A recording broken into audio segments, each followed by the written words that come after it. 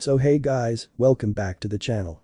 This is the second part of the story, what if Naruto was born at the time of Sanins as an Uchiha? If you guys enjoy this what if and want more, comment down below to let me know. The comments on videos really help me out a lot. They motivate me to upload more frequently, so please do comment down below. Before I start, please do support for more awesome contents and leave a like and don't forget to subscribe to the channel. And share this video with your friends and also check out the descriptions and check out the playlists. With that out of the way, let's start. Hokage no Sato. Training Ground 42. Looks like Arachim Maru and Tsunade have figured it all out without knowing it all despite what they have achieved, but what are they doing? Hiruzen's thoughts trailed off in a questioning glance to the hiding spot that Squad 7 were currently residing in. As much as he had tried to ignore them, it was blatantly obvious that they were currently plotting something. But for what? That was the question that was eating away at the younger Sarutobi right now. Whizzz. His eyes glanced sharply to the side, only to raise an eyebrow at the lone kunai that had been sent his way. Did they really think so low of him that a lone kunai would? Blind style, Gale Palm.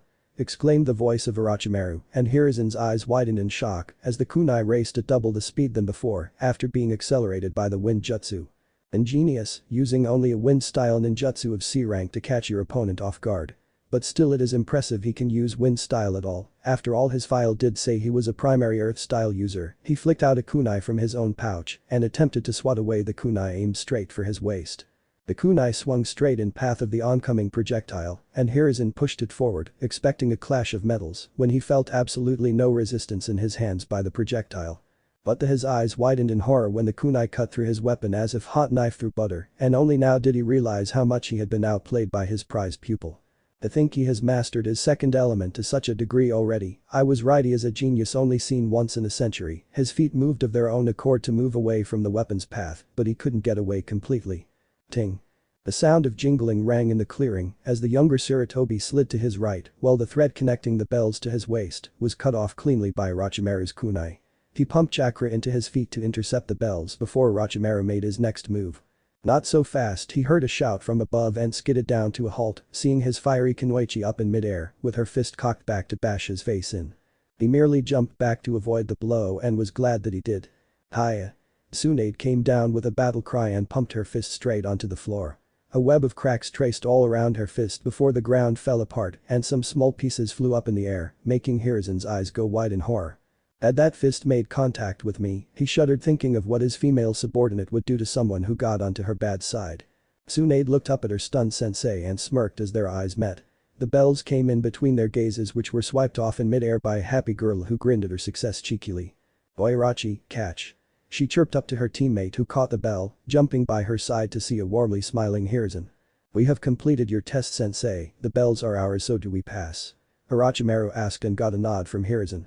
He opened his mouth to give them an explanation as to the true meaning of this test before he pursed them closed and glanced sharply to the side. Meanwhile with Squad 7. "Alright then, is my plan clear to you too?" Sakuma whispered and got two nods from his squad mates. "Hi. Yosh."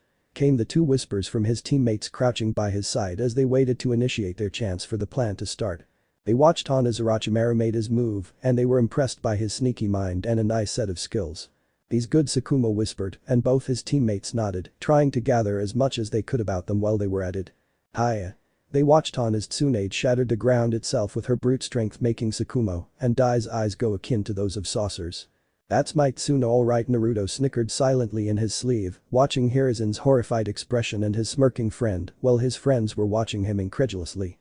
The blonde was oblivious to their stares and their attention snapped back to the field when they heard the familiar jingle of the bells. "Scatter."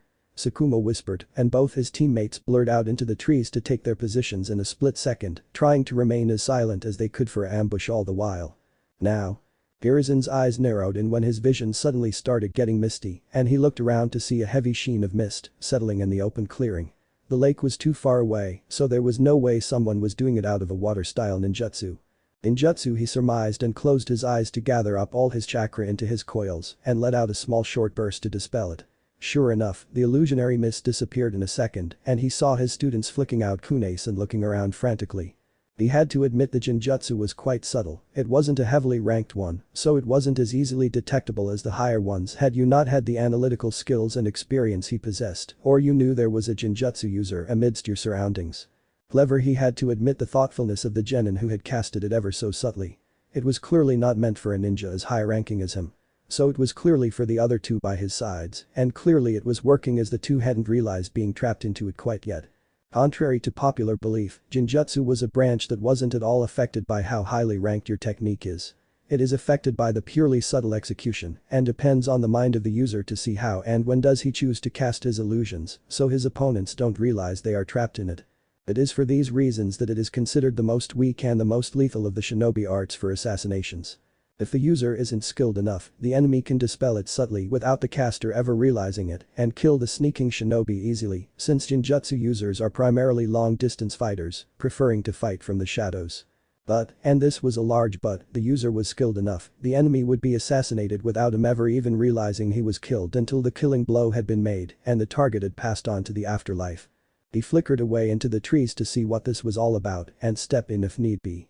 "What are they doing?"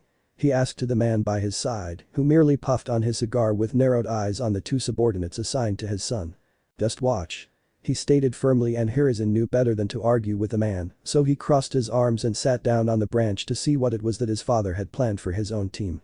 Arachim Maru looked around, clearly not at all happy by this obstacle to his vision, trying to cite whoever had casted this. Tsunade too knew this was no ordinary mist, it was spring, so natural mist setting in Konoha's open clearings at this time of the year was a big no.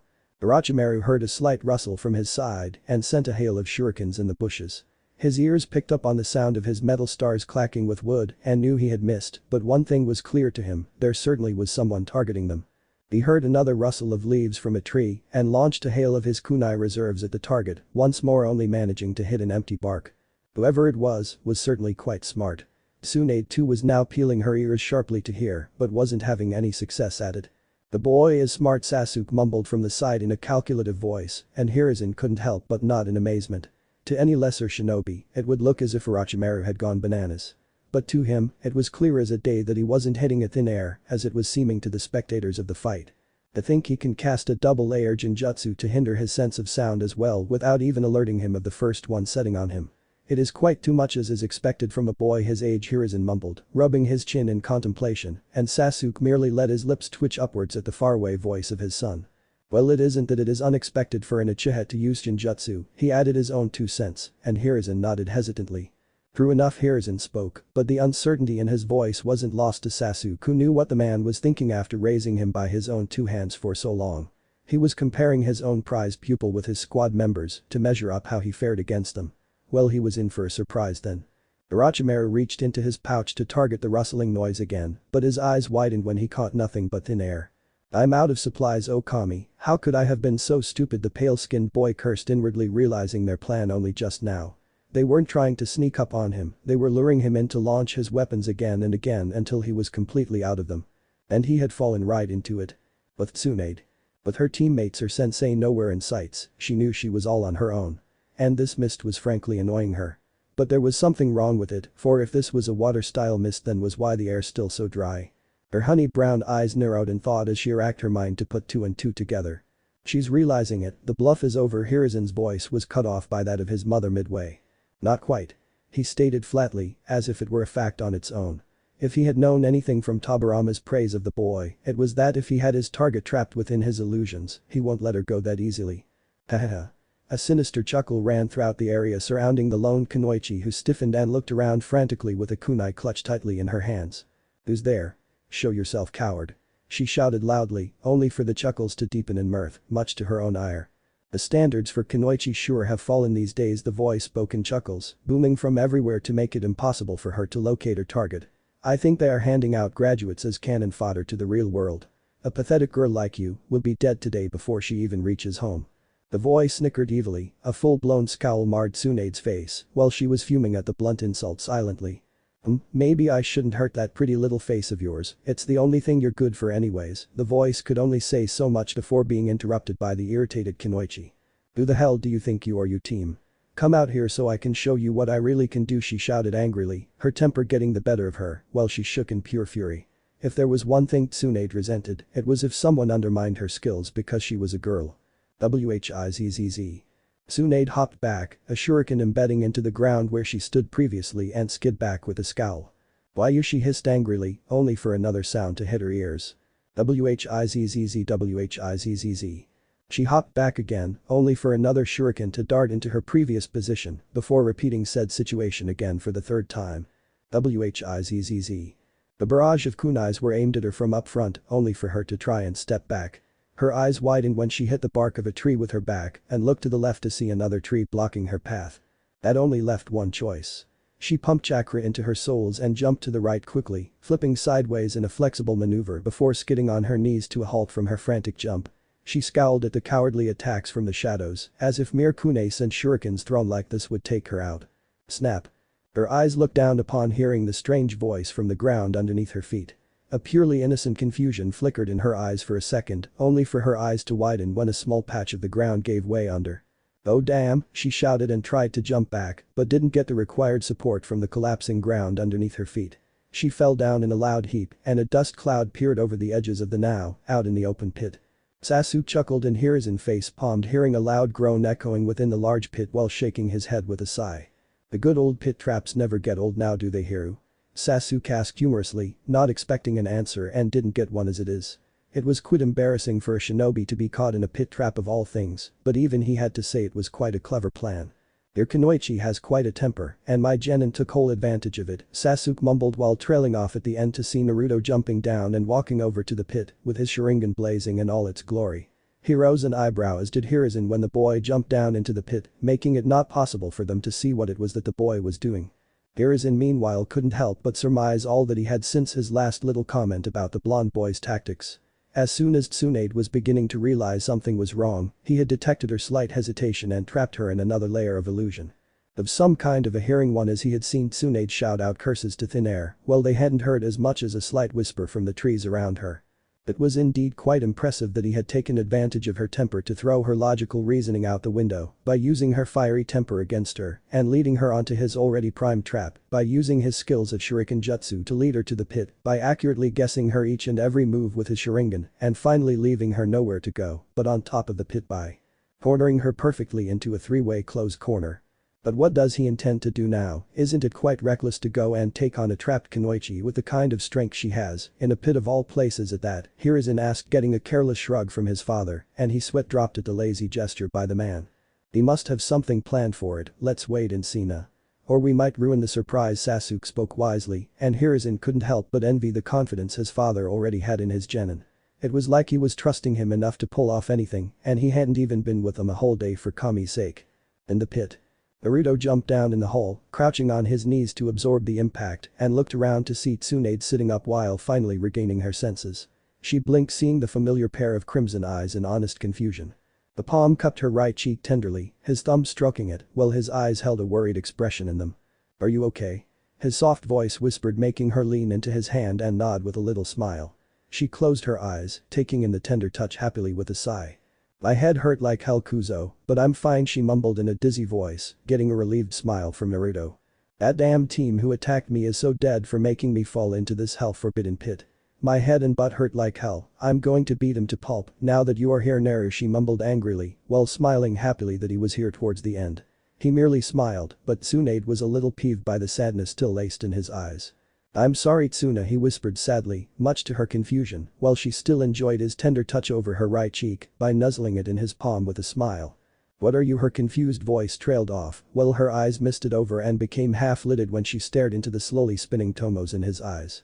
Her body went limp and he caught her in his arms in a warm hug, kissing her head gently while sighing tiredly when she fell completely unconscious in a dream he had casted in her mind with his eyes.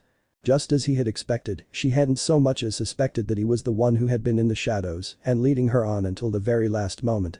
Not that he had expected her to anyways, it was what had made him so confident to deal with her all by himself without any fright of hurting her too much in the process. "I'm so sorry Tsuhime," he whispered while his eyes reverted back to their baby blue counterparts and he plopped down on his butt, pulling her onto his lap to let her sleep until his teammates were done. He hated using her trust within him like that, but it had to be done after all. He didn't want her to get hurt fighting them all head on like the hard-headed devil she was when riled up.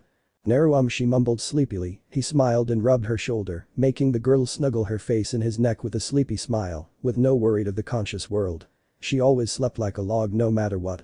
Baka, he snickered softly at the soundly sleeping girl, who he would have to apologize to later on for hurting her like this and trapping her so easily by using her trust in him. No doubt she would throw a tantrum and try to hit him with all her might before he dodged them all and let her vent it all out. He sighed, she could be such a handful. Meanwhile with Arachim Maru. The boy was confused as hell, he couldn't see a thing in this unnaturally thick mist. Whoever was holding such a widespread water-style jutsu for so long, over such a wide arc had to have a lot of chakra and experience. Which meant high chunin at the very least. The clearing was now silent. Much too silent. And he didn't like that one bit. The green blur stepped in front of him in the flicker of a second, his eyes widening at being so outclassed in detecting his presence until the very last moment. Though his yellow-slitted eyes narrowed in on high enemy that was now in front of him dangerously, his feet splitting apart in a readying stance to go on the offense. His fist cocked back and swiftly made way for his opponent's face, whose face was completely wrapped up by an orange scarf with only his eyes visible to him, and those too barely. He smirked when his fist was about to make contact quite smugly at seeing his non-suspecting face, no doubt his own vision was hindered too with his thick mist. His eyes widened in shock when he hit nothing but thin air. Impossible. He couldn't have seen my swift attack without at least dodging it with all this hindrance to vision. But where did he go? How could he just vanish? A soul connected under his chin with a harsh smacking sound ringing throughout the clearing. He was launched up like a rocket from a bottle and flew up with a hacking cough, the illusion now broken to make his vision quite clear from the experience of pain he had just had. The dancing leaf shadow, which means he would now follow up from under me, he surmised, focusing his vision back completely and glanced back to see nothing but the ground under him, leaving him quite baffled. A blunt object made contact with his forehead roughly with quite a punch pumped into the blow, roaring him down towards the ground at blurring speeds. Back, he coughed out, his body making contact with the ground in a crunching noise, and his slitted eyes rolled back into his head while the sweet whisper of unconsciousness took over him. Tsukumo landed down onto the ground on one knee, with Dai coming by his side and poking the unconscious boy with a stick to make sure he was out, lest he needed another smack to his head. Tsukumo sweat dropped, asking him if he wasn't being unyouthful by acting unconscious, but smiled at their perfect execution. Will Naruto be alright? That youthful girl had quite a lot of strength in her to jutsu, he should have let me go, Dai asked worriedly when they saw no sign of their third teammate, and Tsukumo merely smiled and shook his head. No, Naruto was our best bet to take down Tsunade swiftly and silently. He knows quite closely, so he had the advantage of knowing everything about her, while not knowing he Zero was the one who was attacking her. Plus, he wouldn't have let either of us try to fight her anyways, he mumbled the lat part as an afterthought, much to the confusion of the green-clothed boy, who wrapped his scarf back around his neck like usual and tied it up. Why is that? Dai asked curiously, getting a sigh from Tsukumo. Because we might have hurt her in the process, that is something Naruto won't let happen, if he has anything to say about it, he spoke sagely, confusing the youthful boy even more, and Tsukumo waved his hand dismissively to let the topic drop for now. It's their own thing, just leave it at that. He said, and Dai nodded hesitantly while Tsukumo put two of his fingers in his mouth and took a deep breath. Fewhhh. Naruto's ears perked up upon hearing the classic whistle tune of Tsukumo, and he stood up, settling Tsunade comfortably in his arms bridal style, only for her to cuddle up in his arms like an infant and mumble about disturbing her so much. His lips twitched upwards in amusement and he looked up over to the edge of the pit. Channeling chakra to his feet, he jumped up and out of the hole to make his way to the rest of his team. Sasuke and Hiruzen sat contemplatively while watching Dai move in to confront Arachim Maru. Hiruzen's eyes widened when he saw the eccentric boy go in for the kill, with a move that surely would leave some lasting damage to his pupil. His wrist was caught before he could though, and he looked on at his father, only to see the man having his eyes fixed on the fight and followed his gaze. He was surprised to see Dai end his technique halfway, and Tsukumo came flying off from a tree and loomed straight over an unsuspecting Arachim Maru with his sword held in both his hands over his head. He brought the weapon down, smashing its hilt with Arachim Maru's forehead, and Hiruzen winced when the boy landed in a head of dust, but he did sigh in relief that the damage had been contained at a lot less than what it could have been. Both Sarutobis watched Tsukumo whistle, and a few moments later, Naruto walked in with a sleeping Tsunade curled in his arms without a care in the world. Both pair of eyebrows shot up, and they wondered how it was that the boy had managed to pull that off without even a scratch over Tsunade. The cigar-smoking man jumped down from his branch and walked out to confront his students who were swiping off the bells from the unconscious Genins. You done?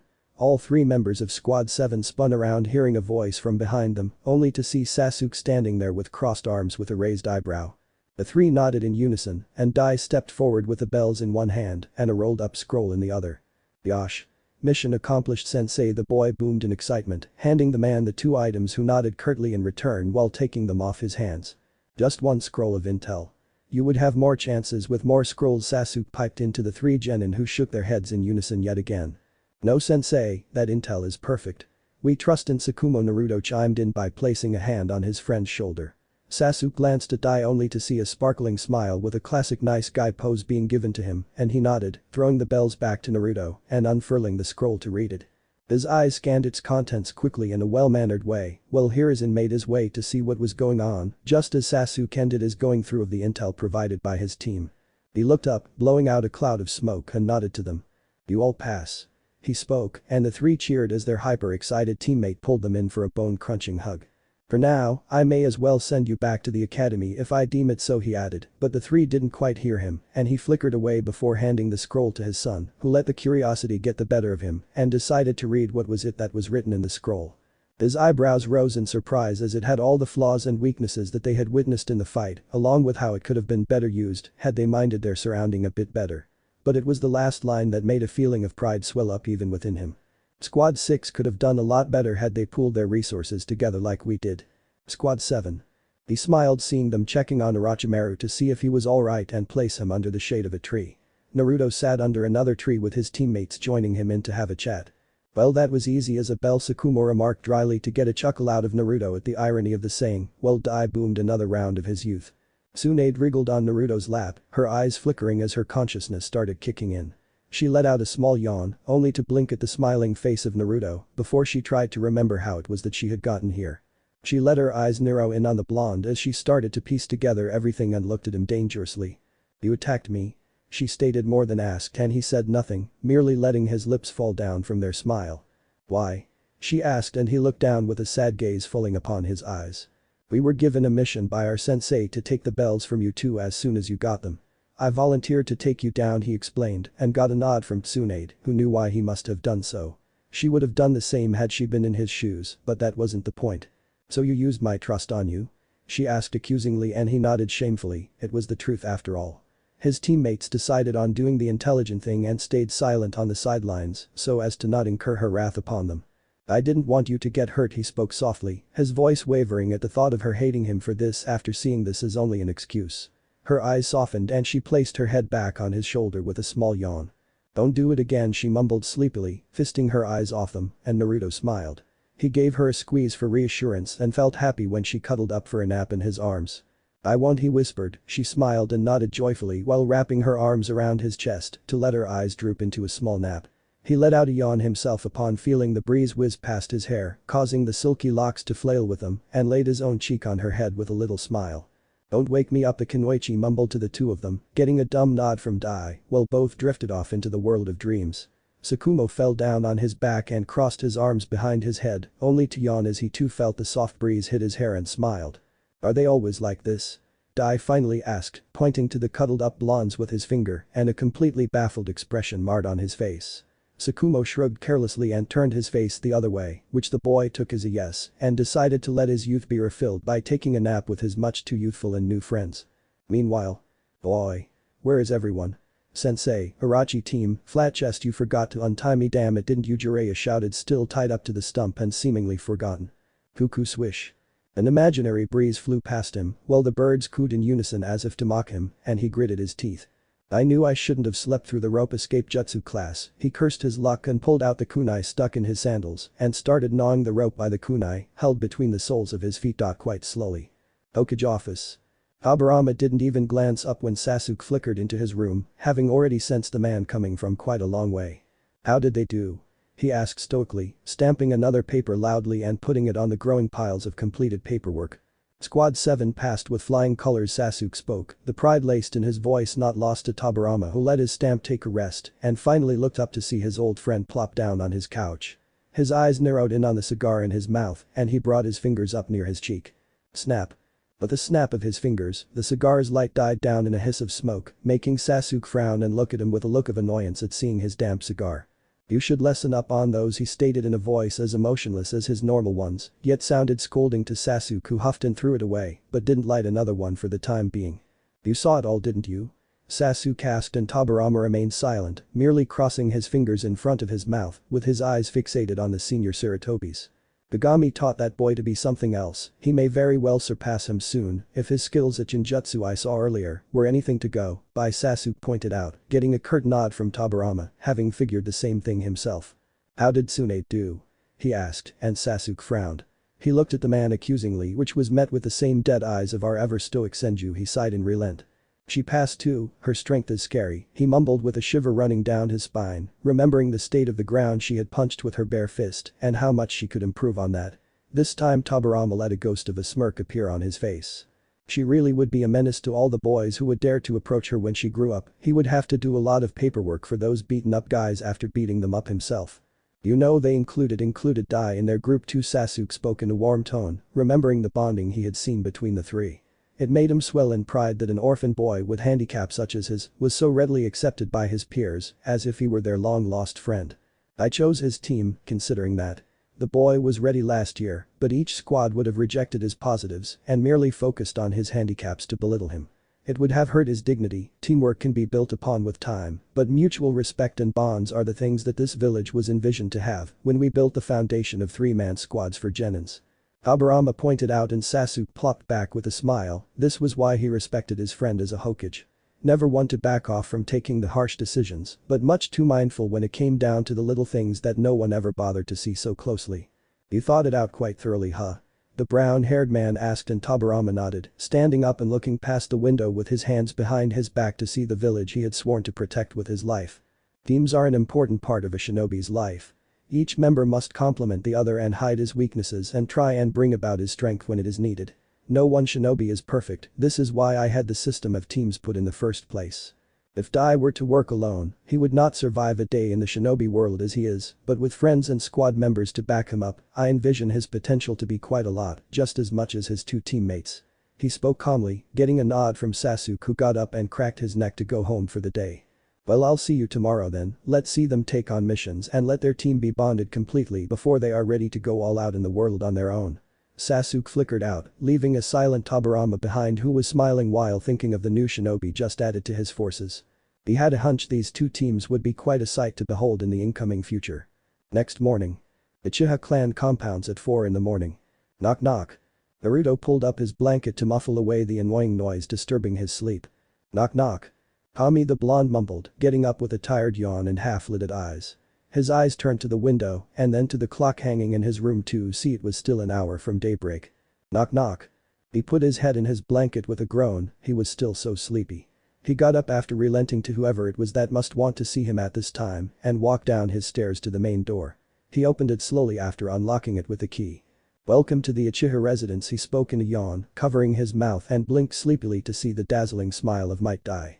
Gosh, Naruto winced, clasping his mouth before the boy could boom any further and wake up half the Uchiha clan, who would no doubt be quite happy and show him their prowess over the fire element this morning. I keep it down, it's 4, he spoke with another yawn, making the boy give him a thumbs up, which was ignored by the sleepy boy. Exactly, Naruto clasped his mouth again, making him look like a duck, and sighed.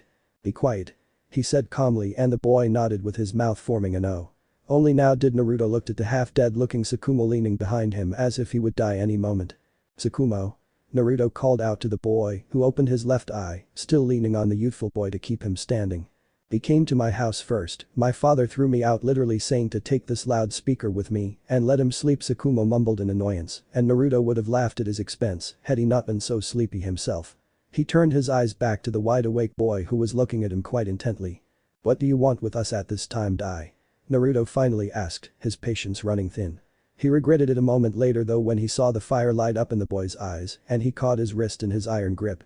IWHAHH, he shouted when he was pulled out along with Tsukumo like a rag doll by their fired-up teammate. This is the perfect time for an early morning jog, he boomed, making their eyes widen in horror. But it's not even morning yet, both shouted in unison, which the boy didn't hear, and started their morning jog, which wasn't a jog as much as a full-speed sprint. Gosh, that makes it much more youthful. Let the power of youth explode, he boomed loud, and the two behind him knew it was out of their hands now. Kiara let out a yawn seeing her master disappear in a cloud of smoke and went in while closing the door behind her with her tail. She had the time to sleep. 4 hours later. Naka River. Sasuke Sarutobi strolled onto the porch of their meeting point and rose an eyebrow at the sight before him. Naruto and Sakuma were on the ground, sprawled face first and barely breathing, while Dai was giving them his classic nice guy pose. What happened to them? He asked, not expecting to see his two subordinates half dead so early in the morning. Yash sensei, I took them for an early morning jog to stroke their flames of youth, the boy boomed happily, and Sasuke sighed, he had an idea of where this was heading. But I seem to have stroked them too much, they are barely flickering now sensei. The boy mumbled in a serious voice with a sagely nod. He chuckled and nodded, well they were prepped for the day then. Alright you two, up you go. He picked them up and dusted the two off who gathered up their minds and energies recovered to smile at their sensei. Let's go and get our first mission he spoke, and bright smiles lit up their faces. Damn that's cool, what do you think we'd get Naruto? I bet we are going to go scout out enemy borders Sakumo spoke excitedly as Sasuke led them to the mission's office.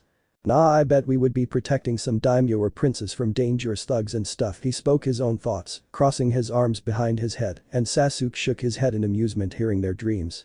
Oh, the joys of being a sensei. Mission's office. You are going to go to a nearby village and haul the crates containing our food supplies and record all entries back to the village. Squad 7, I expect this to be done by the end of the day, Tobirama's voice rang through the room and an imaginary breeze blew in the room as his genin stared at him blankly. This is a joke right? Sakumo asked in disbelief, getting a blank stare from Tobirama that made him feel quite stupid. But Jai-chan, we are shinobi right? Naruto asked in confusion and Tobirama nodded curtly without a word. Well this was the most interesting time of the year for him, each time seeing these baffled faces of genin who came to him expecting assassination missions. You are shinobi indeed, but what did you think you'd get? You are untried with no past records, which client in their right mind would want to hire you for a job? He asked and got sheepish smiles from all three who now saw his point. These simple missions are assigned to each new squad to get them used to their teammates out in the field, while the Jounin sensei fine-tunes their teamwork before I move on to give you serious missions. But these aren't as simple as chores mind you, you must record the crates, put them over to the cart to carry them, and then pull it back to the village and rearrange them at our warehouses. You may very well be attacked by bandits out there, so do not take any mission lightly. He scolded the three who nodded and Sasuke took the scroll with a smirk. He knew it was ridiculous, after all who would want to steal rice and wheat sacks right now. But it wouldn't be easy to get it done by the end of the day, that much he knew. Alright team let's get to it. Sasuke clapped and the three nodded and followed their teacher out. On the edges of the assigned village. There's the warehouse you are to empty and haul the contents back to the village Sasuke pointed out a building in the distance and their eyes widened in shock. Sensei Sakumo gulped nervously and pointed a shaky finger at the warehouse far into the distance. How far is that? He asked nervously, hoping he was wrong, and Sasuke shrugged. 20 miles give or take he surmised, and Naruto looked horrified at his sensei. But that looks 5 stories high already, how are we supposed to haul everything in that back to the village by the end of the day? Naruto asked incredulously and Sasuke smirked. Why do you think the Hokage assigned shinobi to do a civilian's job then? He needs them back, and he needs them now. Well time is ticking, get to it he said, and Dai smiled brightly.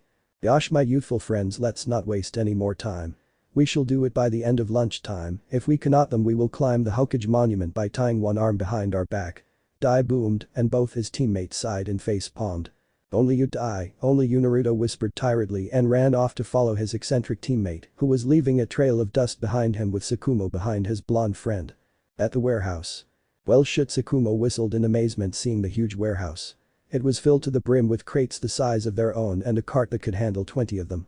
With the village 30 minutes from here, they would be able to make only about 20 hauls. And that was at speeds when they were jumping through trees. Sakumo, there's no way we can do this by sundown. I think Sensei and Jai-chan have lost it Naruto said bluntly and Sakumo sweat dropped at his answer. Gosh, don't say such unyouthful words Naruto. Nothing's impossible until the moment we say it is, it's just a matter of finding a way to do it right he said jovially and both his teammates smiled feeling their spirits ignite themselves. So you have a plan then Dai? Naruto asked hopefully and smiled seeing him give him a thumbs up with a nice guy pose. Of course not he boomed and the blonde fell comically on his face. That's what we have Sakumo for. He boomed and this time the silver-haired one fell on his face. Sakumo sighed and ran fingers through his hair, racking his mind while looking at the large warehouse calculatingly. Naruto you have ninja wire right? He asked, rubbing his chin in thought and Naruto nodded. Yeah I always keep it with me you know it already. The boy answered matter-of-factedly and Sakumo nodded, thinking of taking advantage of his teammate's shuriken jutsu now. His eyes turned to a lone crate to the side and he turned to Dai. Dai will you kick it please? he asked in a voice that meant business, and Dai hit the crate with a strengthened kick, making it skid quite a far away. Tsukumo nodded to himself and looked up at all the rope heavily tying the crates together that they had to open and smiled. Naruto and Dai smiled themselves knowing he had a plan, and Tsukumo finally nodded. Alright, here's what we'll do. Naruto, you start building some zipways with your ninja wires and line them up straight to the carts over there. Tsukumo pointed to the 3 carts and Naruto nodded, seeing no problem with it. I'll cut off all the ropes with my sword and free the crates of their bindings before Dai takes over and kicks them all onto the zipways you create to make them slide straight to the carts. He said, and Dai nodded with a smile himself, seeing no problem with it. Finally, Naruto can calculate how to arrange them perfectly and I'll do the documenting and then we'll all 3 pull the carts together. He said, and all 3 nodded in unison and scattered without a word to get on their jobs. Naruto smirked, activating his sharingan and pulling out a roll of high-grade wire before putting its end between his teeth. Sling. He pulled it down and started to get it into his kunais before darting them all around the room in a spiderweb-like pattern with the utmost precision that would look like a mismatched pattern to most, but to discerning eyes like his own, it was the finest way possible for what Tsukumo had in mind. Tsukumo pulled out his sword and looked up at the several piles of crates tied with thick rope all around them and jumped up, cleaving through the bindings expertly and blurring through his swings to do it as quickly as possible. I smirked and tightened his leg warmers and weights hidden under them before smirking and looking at the beelines Naruto had gotten ready while he was building layers upon layers more to accommodate them all while marking his kicking points with shurikens. Yashi boomed and his soul made contact with a crate that was now completely free before it slung down on the wire and straight down the net of wire. Tsukumo came in, expecting them to be cursing about their backs while hauling crates, only for his cigar to drop from his mouth in shock when he saw crates coming down left and right on metallic thin wires straight onto the carts while 3 blurs were going about all around the room. Sensei, move it, to 3 shouted, and he sidestepped when they raced past him while pulling the hand carts loaded with crates behind them and ran back to the village. He smiled a moment later and decided to just let them be for now since they didn't seem like needing his help. It was a 3-day job, but in truth Tobirama had only given them to test their resolves and see how quickly they could get it done. Looks like he was in for a surprise. Back in the village. The guards at the gate rose an eyebrow, seeing the 3 genin with large carts filled to the brim being pulled behind them while they whisked past them and straight to the village's storage warehouses in a jiffy. The 3 genin pulled their carts over at the warehouse and started putting crates back in their places and opened up their lids to count the number of sacks in them.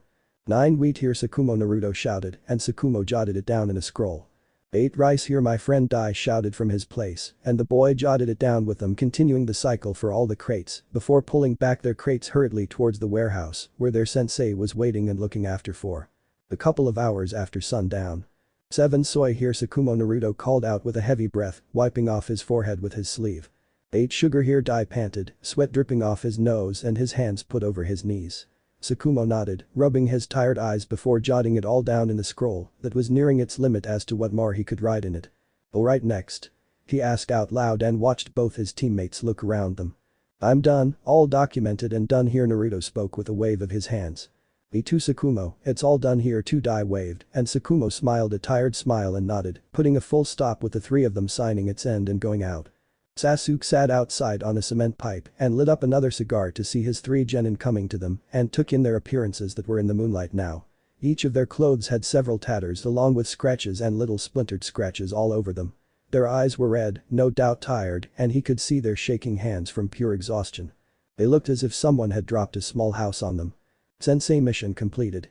Tsukumo spoke up, handing him the scroll for documentation of supplies that Sasuke took and knew the 3 were on their last legs now. Alright, well done, take a breather here. Sit down. He spoke and the 3 were more than happy to oblige. Sasuke waited for the inevitable and smiled when they leaned on each other and started dozing off. He created 3 clones and picked the boys up, ordering them to take them home before flickering away himself. Hokage office. Tobirama sipped his cup of tea, waiting for the last team to report back before he went home and looked up when Sasuke came into his office. Though he did raise an eyebrow when the smoking man put a small scroll on his desk. Mission completed, Squad 7 reporting in. He spoke in his business voice and Tobirama's eyes widened momentarily. You can't be serious? He asked incredulously, only to meet the serious eyes of his close friend, and he looked on at the scroll in front of him in surprise. His hands flicked it open expertly and scanned it quickly to find it all done neatly and precisely just like he liked it, and looked up. Did you help them? He asked, trying to make sense of the situation, and got a shake of the head from his friend. Nope, it was all of them, you should have seen them. Never seen someone use the shinobi arts to haul crates like they did, it was like a mass production factory there. Only instead of machines there were 3 blurs of golden, silver and green. Sasuke chuckled over his own words, and Tobirama leaned forward in interest, pulling out 2 saucer cups and a bottle of sake. "Have a seat, this is something I have to hear to believe." He spoke. Offering the man a chair who was more than happy for it, and Tobirama poured in the liquid as Sasuke started his tale. Needless to say, Tobirama was impressed and decided to add in a bonus, a good chunk at that from the village, to get it done so quickly and efficiently. His hunch didn't seem too far off now that he thought about it. Time skipped 6 months. Hanahagakure no Sato. Hokage Tower. Mission's office. Mission accomplished. Hokage-sama, Squad 7 reporting in. Sasuke's voice rang in the silence adorning the large room filled with several chunins round a desk with the Hokage sitting at its anchor point. The stoic shaggy-haired Kage nodded, taking the paper with the official report and scanned it with his critical eyes. Everything was meticulous, just as he had become used to from the strategic mindset of their team's strategist. He wasn't a man to see imperfections and was glad that he never had to point out any mistakes in their reports, like he had to for many others before they were filed into the archives. "Report received and approved, a mission well done as always," he stated blankly, and the 3 genin smiled.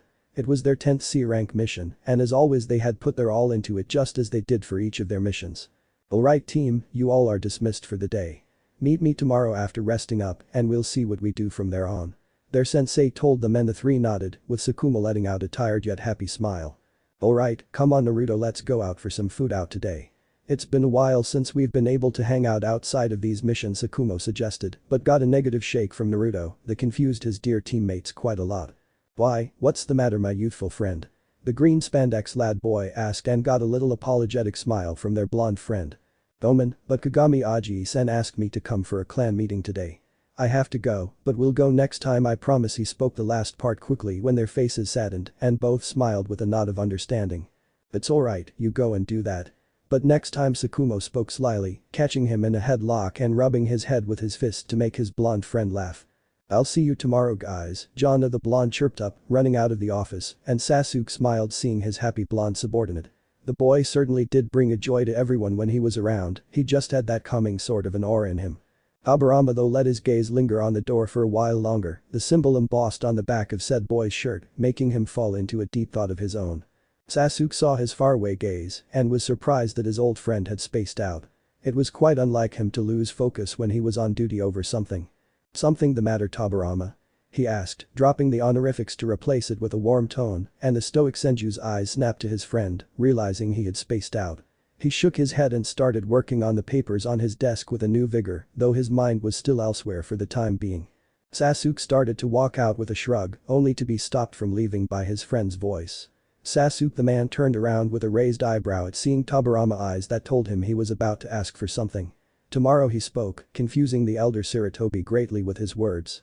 "Take the day off," he stated flatly, in a voice that meant he wasn't taking no for an answer. Sasuke's eyes narrowed in on his friends, not quite getting where he was going with this. "Why?" he asked in a voice that demanded he needed answers. The chunin by Tobirama's side shuddered when they felt a thick tension form between the 2 shinobis. Finally Tobirama relented seeing his firm stare and broke the silence himself. "I have to borrow your subordinate for the day tomorrow, you may give the other 2 a leave," he spoke blankly, turning his gaze down to his work to make the matter close there and then. Sasuke knew the man won't say anything else and flickered away in a swirl of flames. Meanwhile with Naruto. The blonde ran past the streets quickly, seeing the time on several of the clocks placed throughout the street lamps and wanted to be there a bit earlier than intended. But his eyes caught sight of a figure sitting down on the porch by the Naka River that made him stop in mid-stride, and a small smile lit up his face. Tsunade waved her legs back and forth, her feet dipped in the water, and let out a soft sigh. She hadn't been getting any time with all the labor jobs her granduncle had been assigning them. It wasn't as cool being a shinobi as she always used to. "Hey," a voice whispered in her ear, a chin placing on her shoulder, while arms wrapped up around her shoulders from behind. She smiled widely, already knowing who it was from the embrace alone, and nuzzled her cheek by the one now placed by her own quite snugly. She scooted aside when the arms let go and patted her side, where the blonde sat quickly, and she put her head on his shoulder happily with a content sigh. "When did you get back?" Naruto asked her, rubbing her arm to make her cuddle up by his side even more. "Just today, you?" she asked him with a curious look, and Naruto placed his own cheek on top of her head with a smile. "Me too." he said in a whisper, and both fell silent, enjoying each other's presence that had become quite a scarcity these days in comfortable silence. Naruto watched the sun, now dipping into the horizon, and he knew he had to move now if he wanted to be on time. "I have to go." He spoke, making her clutch his waist and shake her head quickly. "No." She spoke flatly, and he chuckled, kissing her head to get a small giggle from the chirpy girl. She wouldn't admit it, but these small tender actions always warmed her heart. He got up after wriggling from her grip, much to her protest, and he saw her stand there with her hands on her hips and a frown, now marring his face at being disturbed, while she wanted to laze around with him a bit. "Come on, let's go." He poked her forehead with a smile, making her grumble and rub the spot with a pout. She hated it when he did that. He tucked his hands in his pockets, walking slowly towards his clan compounds lazily while enjoying the evening breeze, and smiled hearing the soft humming from the girl beside him. Usually, she would chat her heart away, but he could see that she just wanted to relish the moment they had gotten together as much as she could. He wasn't quite far away from her thoughts either. Uchiha clan compounds. So he rose an eyebrow seeing the girl placing her hands behind her and looking at him curiously. "Where are we going?" She finally asked when it became too much to let her questions in anymore, and he looked on ahead towards the right corner of their compounds that had a small hill with a smile. "You'll see," he spoke calmly, making her pout, but she pursed her lips and nodded, scooting a bit closer unknown to him to make herself a bit more comfortable while they whizzed past the streets of the guarded Uchiha districts. "The Kano Shrine." "Where are we?" Tsunade finally asked, and the boy smiled, walking up the stairs of their sacred shrine that belonged to his clan. "This is the Nakano Shrine, the shrine to the Uchiha patron deity." He answered in his usually calm tone, and the girl huffed. "I'm an agnostic." Tsunade mumbled in an annoyed tone, and Naruto sighed softly, seeing the pouting girl who had her arms crossed in a huff. "Come on, now be a sport and pray a fortune. Kami won't hurt you for praying to her." He spoke with a chuckle, pulling the girl by her hand, and she followed him with incoherent mumbles, but didn't resist his grip even a little. "Alright now," she trailed off her rant midway, hearing a couple of claps, and looked by her side to see Naruto standing with his hands clapped together and eyes closed. She just watched his calm face, his hair flailing in the wind, and became entranced by that calm and peaceful smile on his face, as if nothing in the world could faze him. She averted her eyes instantly when his eyes opened up after a minute, a pink dust adorning her cheeks, and just stood by his side dumbly as he put in a coin and rang the bell to complete his prayer. "Did you pray?" he asked the girl, who said nothing and crossed her arms with a huff, not willing to tell him she had spaced out in utter embarrassment, neither was she willing to lie to him. Naruto knew she was being stubborn again. She was a reliable kunoichi who didn't believe in kami or any deity. But everyone had to have faith, it was what he had been taught by his mother after all. "Come on now." He clasped her hands from behind her and clapped them by gripping the back of her palms in his own hands, much to the embarrassment of the girl. She could feel his breath over her cheeks, and it made her cheeks burn quite a bit unknown to the boy behind her. "I don't want to," she mumbled half-heartedly, and he smiled. He pulled his right hand up and closed her eyelids, much to the confusion of said girl. "Everyone has to have faith, Tsuna, it helps when you need something to rely on. Trust me, okay?" He whispered, and she fell silent. She couldn't say no when he had asked her to trust in him after all, it was the thing she couldn't say no to ever. "Please fulfill the wish of my baka friend who is being quite stubborn right now, and forgive her. She's still a 5-year-old." He finished his prayer while biting back a chuckle, and she glared at him heatedly at his words, but said nothing as he rang the bell while putting a coin in her place. "Baka," she whispered to herself, kicking a rock with her feet to hide her tinted cheeks with her hair. He walked by her to the gates in a lazy stride and stopped abruptly at the gate, making her look at him curiously. "I have a clan meeting here in a while, so I'll stay. You should head home." "It's quite late now," he spoke, making her look at the darkening sky and nod. She hadn't realized it was so late until now. "You shrugging me off?" she asked him with narrowed eyes, but Naruto could feel her playfulness in her voice and smiled. He took out a hand from his pocket and smiled, seeing her eyes follow it to see what he was up to, and he merely poked her forehead softly, much to her annoyance, who rubbed the spot childishly. "I'll see you tomorrow, now you'll make me late." "Off you go." He shooed her away by pushing her away gently by her hips, and she went out while puffing her cheeks at his chuckles and waved back at him while walking down the stairs with a hop to her feet. "It isn't every day you see a senju at this place, now do you?" A voice drawled out from behind him, and Naruto grinned, turning around to see Kagami there with his own grin flashing across his lips. "Aji-san," the blonde chirped up, and both went in for the gathering side by side. "It's your first official one, huh?" the elder man asked, and got a happy nod from Naruto. It was compulsory for every Uchiha signed in as a shinobi or with a sharingan to attend clan meetings, as had been the tradition for generations now. But their gatherings had scarced out quite a lot ever since the formation of the village, reducing to approximately a couple of them a year, except in times of emergencies. "What's it about?" Naruto asked in his ever-excited voice, and the man smiled, ruffling his hair playfully. Nothing, just a little budgeting and going through some other official clan stuff. You just listen on and see what it's like. Alright, after all now you will be attending all of them. The man spoke and the blonde nodded as both went into the main hall of the shrine where everyone had gathered.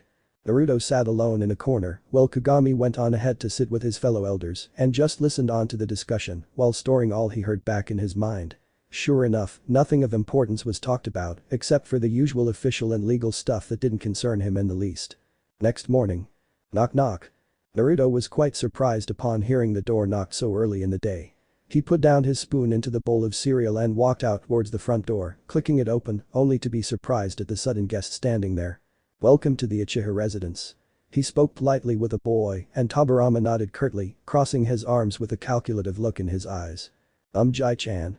His stupor was broken by the soft voice of the blonde boy, making him blink and focus in on him completely, berating himself for losing his concentration like that. May I? He asked, making the blonde blink innocently before his eyes widened and he scrambled to the side to usher his guest in. Of course, where are my manners? The blonde muttered the last part to himself and closed the door behind him while Tobirama walked in towards the living room. I hope I'm not making it an inconvenience by disturbing you so early. The man asked, taking a seat on his couch and taking the glass of water offered to him with a grateful nod. Of course not, Jai-chan, the boy spoke instantly, taking a seat in the armchair and smiling when the cub hopped onto his lap, curling up into a ball. Tobirama didn't even think about the cub, so lost was he in his musings right now. So Naruto asked, once more breaking Tobirama out of his stupor, making the blonde a bit nervous, seeing his strange behavior and sudden presence here, not minding it in the least though. How have missions been? Tobirama asked and instantly cursed himself inwardly, seeing the blonde raise an eyebrow at him as if he were stupid. Which he was right now, he was the Hokage for Kami's sake. Who asks that in his position when he got the reports firsthand by them personally? They have been fine, the blonde muttered lamely, and Tobirama sighed, rubbing his temples tiredly. Can I have some tea? He asked and the blonde nodded, seeing how much the man needed it and went in to get it for him. Tobirama sipped on his cup while the blonde sat there waiting for him to speak up his mind when he was comfortable enough. How do you like your house, Naruto? He finally asked and the blonde raised another eyebrow but answered him honestly nonetheless. I love it. He stated flatly, as if it were a world-known fact, and Tobirama nodded, already figuring as much. What if he finally started, and the blonde leaned in curiously for his words. If you were offered a better, larger, and more comfortable and larger, his words were cut off before they could be completed. No. The blonde spoke firmly, his eyes now a little hardened, making the Hokage quite surprised at the steel he could see in those young eyes. Tobirama pursed his lips and Naruto now was feeling where this was heading to, but he let the man have his time. I am considering allocating a new place to the Uchiha clan, he stated finally, and Naruto's heart skipped a beat at his words, along with widening of his eyes. Tobirama could sense his shock and decided to elaborate further to make his point. But the Uchiha clan handling the village's police force, I am assigning them a bit more power and thinking of relocating them to the outskirts of the city, where they will have a larger area to maintain said force and its base of operations nicely. It will be a self-autonomous sector of the village like the one you currently reside in within the completely empty eastern corner of the village walls. He spoke his point in a single breath and Naruto absorbed it all in silently while his eyes became unfocused in thought before blinking back in focus. Won't that be like isolating the clan to a corner? He finally asked and Tobirama sighed. It was exactly what he had been thinking and the only thing that had him postponing it for so long. Yes, but it is for the good of the village. We can't have the police force's prisoners being kept in the middle of the village, and the Uchiha will have a much easier time handling it someplace where they are close to them. He explained his plan and Naruto pursed his lips silently. I won't leave. He finally said, much to the surprise of the man who could hear his voice and see his eyes hardening even more. I won't leave my house, this is my family's legacy. Even if the clan leaves, I won't. He spoke flatly and Tobirama sighed tiredly, already figuring as much. But this will become a desolate part of the village, Naruto, until the village decides on what to do with the land in the coming future. He was cut off by Naruto, which came as a new thing to him, since there weren't many that ever dared to cut his words off like this. I don't care if this becomes a graveyard, this is my house. It's my property and I won't abandon it for anything, he spoke firmly, and Tobirama had heard that tone many times before. It was how Mito spoke when she was hell-bent on something and would remain stubborn to the end. It was no surprise he had inherited a bit of that flair too with how close those two were with each other. If that will be all, Hokage-sama, I have some things to take care of. Naruto spoke in a blank tone, making Tobirama's eyes go wide at the dismissing tone he heard. But it wasn't that what surprised him, never once had the boy ever called him by that honorific before. It sounded a bit weird after years of his usual addresses. Tobirama stood up, knowing the boy wasn't happy in the least bit right now with what he had been told. He wanted an Uchiha's honest opinion on the matter that wouldn't be biased to gauge how it will affect the clan, but apart from Kagami, Naruto was the only one he could talk to with a personal level of words shared between them. Thus was the reason for his failed visit here. Hokage-sama, the boy called out, making him stop at the entrance of the door and glance back with his left eye to see Naruto playing with the cub held in his arms while he had caught her paws playfully in his hands. You know, Kiara and I have been with each other for a long time, now the blonde started, and Tobirama knew it wasn't about the cub but something else and stood silently to hear the boy out for now. Sometimes I have to hide her in the closet while I hand her her favorite pillow and ball of wool if someone who doesn't know about her comes to visit, he spoke and wiggled the cub's paws who mewed playfully and tried to touch his cheek with her paw, but to no avail. She is always comfortable staying there for a little while, he spoke, and Tobirama narrowed his eyes, not getting where he was going with this, when he scooped the cub up and nuzzled her cheek with his own to get a small purr from her lips while she licked him lovingly. But after a while she gets restless, he spoke, gazing intently into his eyes, and Tobirama knew now what he wanted to say and pursed his lips while turning his gaze around to the front of the door with a blank expression of thought on his face. Finally, when the time becomes too long, she becomes nervous and fidgets before she claws her way out of the closet door forcefully. Isolation and confinement can be such strange things, nah? He asked innocently, and Tobirama closed his eyes while a small smile lit up his face, unknown to the blonde behind him. Yes, it can be quite strange indeed. Thank you for the tea, Naruto, it was nice as always. I'll visit you again in the evening to help you with that pet project of yours after I finish off some of my work back at the tower, he spoke stoically, still not turning around, and Naruto nodded. Dissing the cub who was about to fall asleep after her food, but he spoke a small line before he parted from here. Right here. He spoke in a whisper and walked out, leaving a softly smiling Naruto behind who had heard and understood the meaning of those last two words in his whisper quite clearly. Hokage Tower. Hokage Office. Tobirama paced through his usual hallways before making his way into his resting chambers. Sure enough, he found Sasuke, Hiruzen, Kaheru, Hamura and Danzo sitting there, no doubt waiting for his presence for the meeting to commence. He took a seat by them and started on the topic he had to discuss right now without beating around the bush. It was the thing he despised the most in his life. As you may be wondering why I have called you here, I wish to discuss the Uchiha clan's relocation terms and how to go about it with you in this final meeting before I make my decision. He spoke calmly and they nodded, already figuring as much. Sasuke decided to start off by speaking his mind bluntly with no mincing of words as usual. I am against it, the idea doesn't really sound appealing to me. Make a nice little headquarter for them to manage the prison over there and let them stay where they are. Relocating a whole clan for such a petty issue is not the right decision in my honest opinion. Sasuke spoke his mind and Tobirama nodded, already figuring as much from the man. Hiruzen decided to go after his father since their views weren't that much different from each other but was cut off before he could put in a word.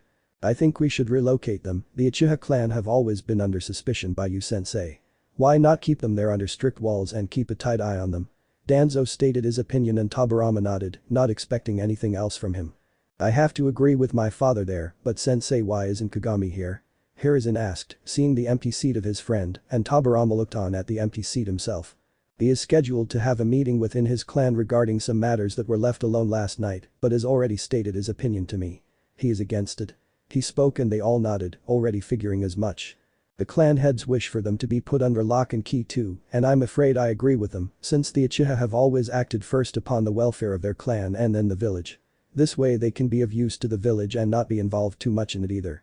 Hamura spoke, fixing his glasses, and Tobirama nodded, filing away his opinion in the back of his mind for later.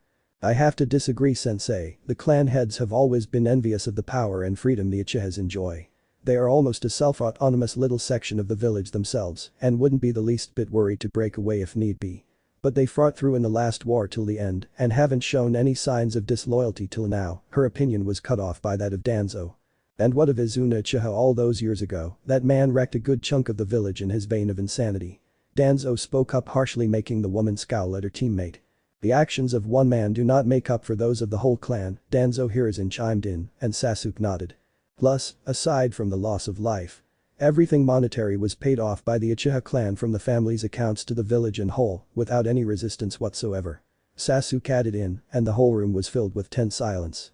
Every pair of eyes turned to the silent Hokage, who had his eyes closed and looked to be in deep thought upon the matter.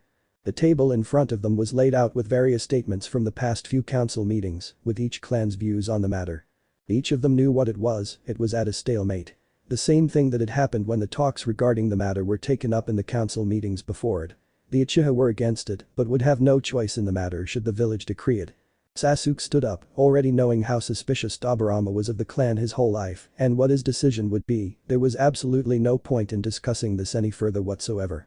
The relocation of the Uchiha clan is denied. His voice rang in the room and Sasuke's cigar slipped down from his lips and fell to the ground in shock. Each of them had their eyes turned to the size of saucers and look at the man in disbelief. What?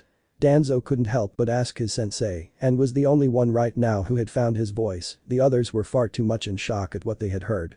I think I made myself quite clear. The decision was at a stalemate, with only mine and the feudal lord's signatures needed on the matter regarding the relocating lands. He spoke ever so calmly, as if it was the weather report, and they nodded numbly at the logic behind that statement. It was only a pretense of democracy in front of the villagers. The feudal lord didn't have any say in these matters except for funding that he was more than willing to provide if the idea did go through by the decree of the Hokage.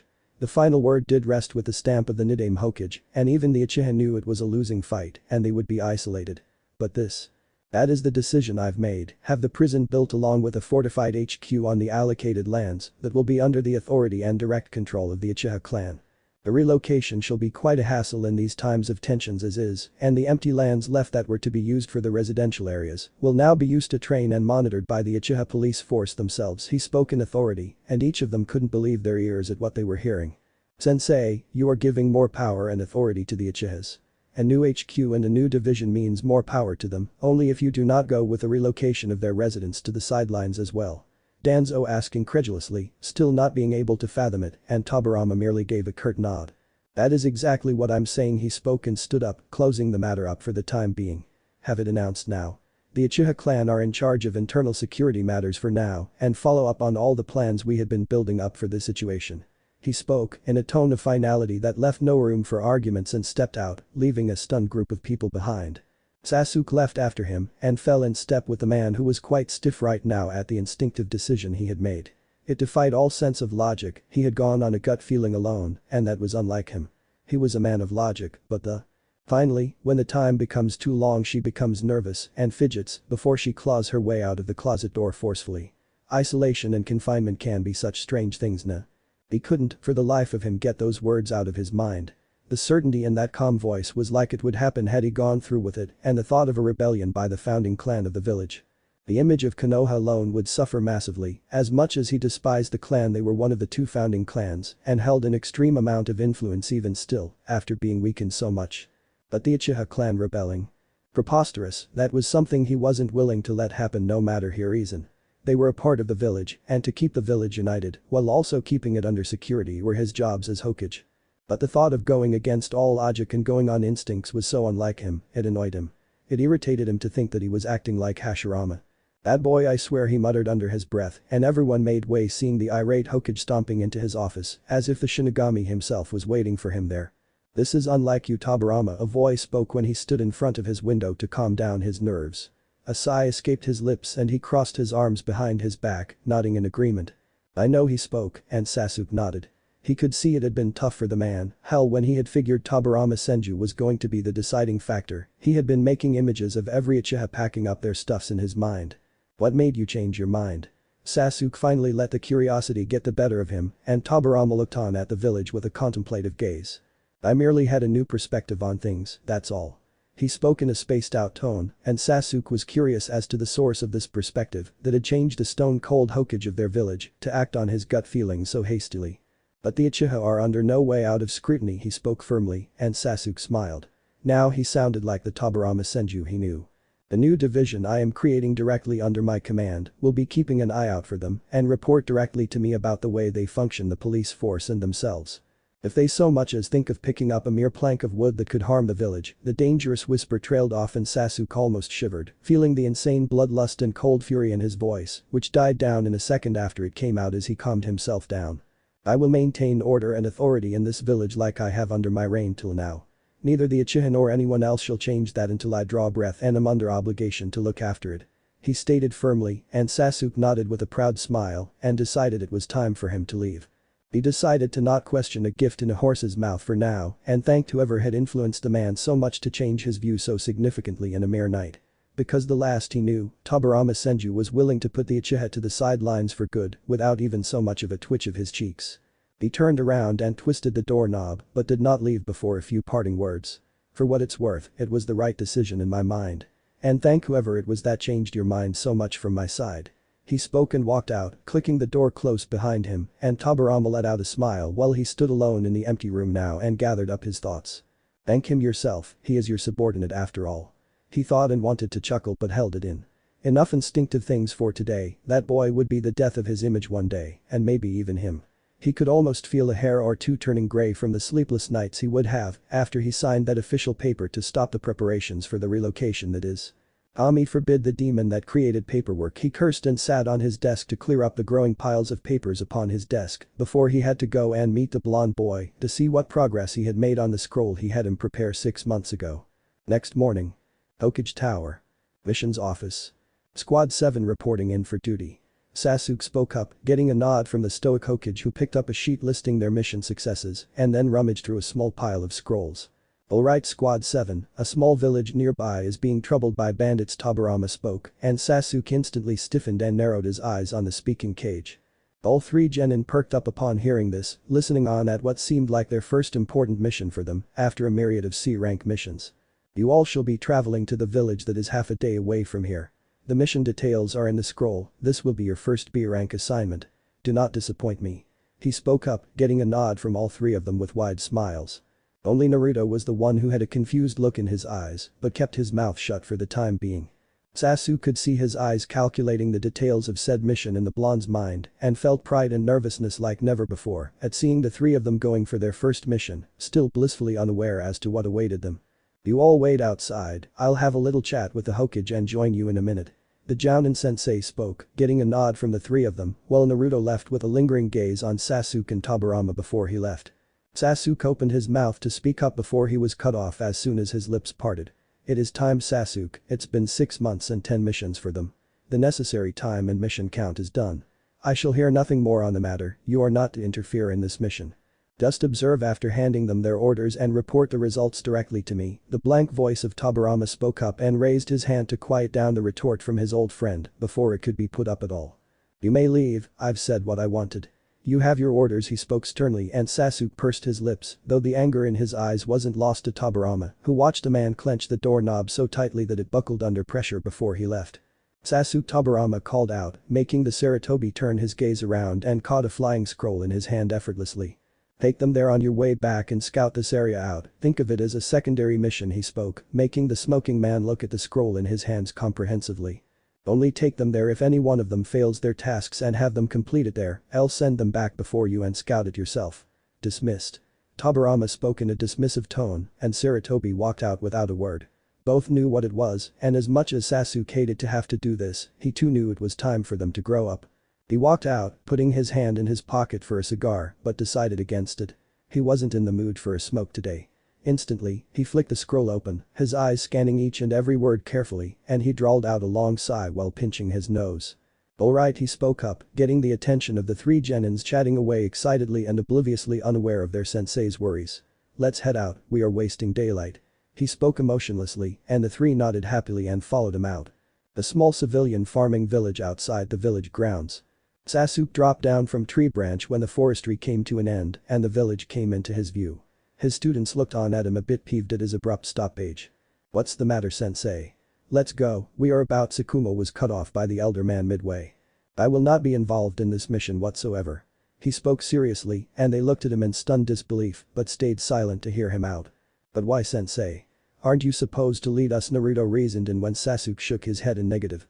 Not this time, Naruto, many a times I will have to go away on a separate part of the mission which I cannot involve you three in, while you three take care of the part suited to you. It's time you were stopped being coddled and grew up to be shinobi, he spoke in a tone that the three weren't used to hear from the man.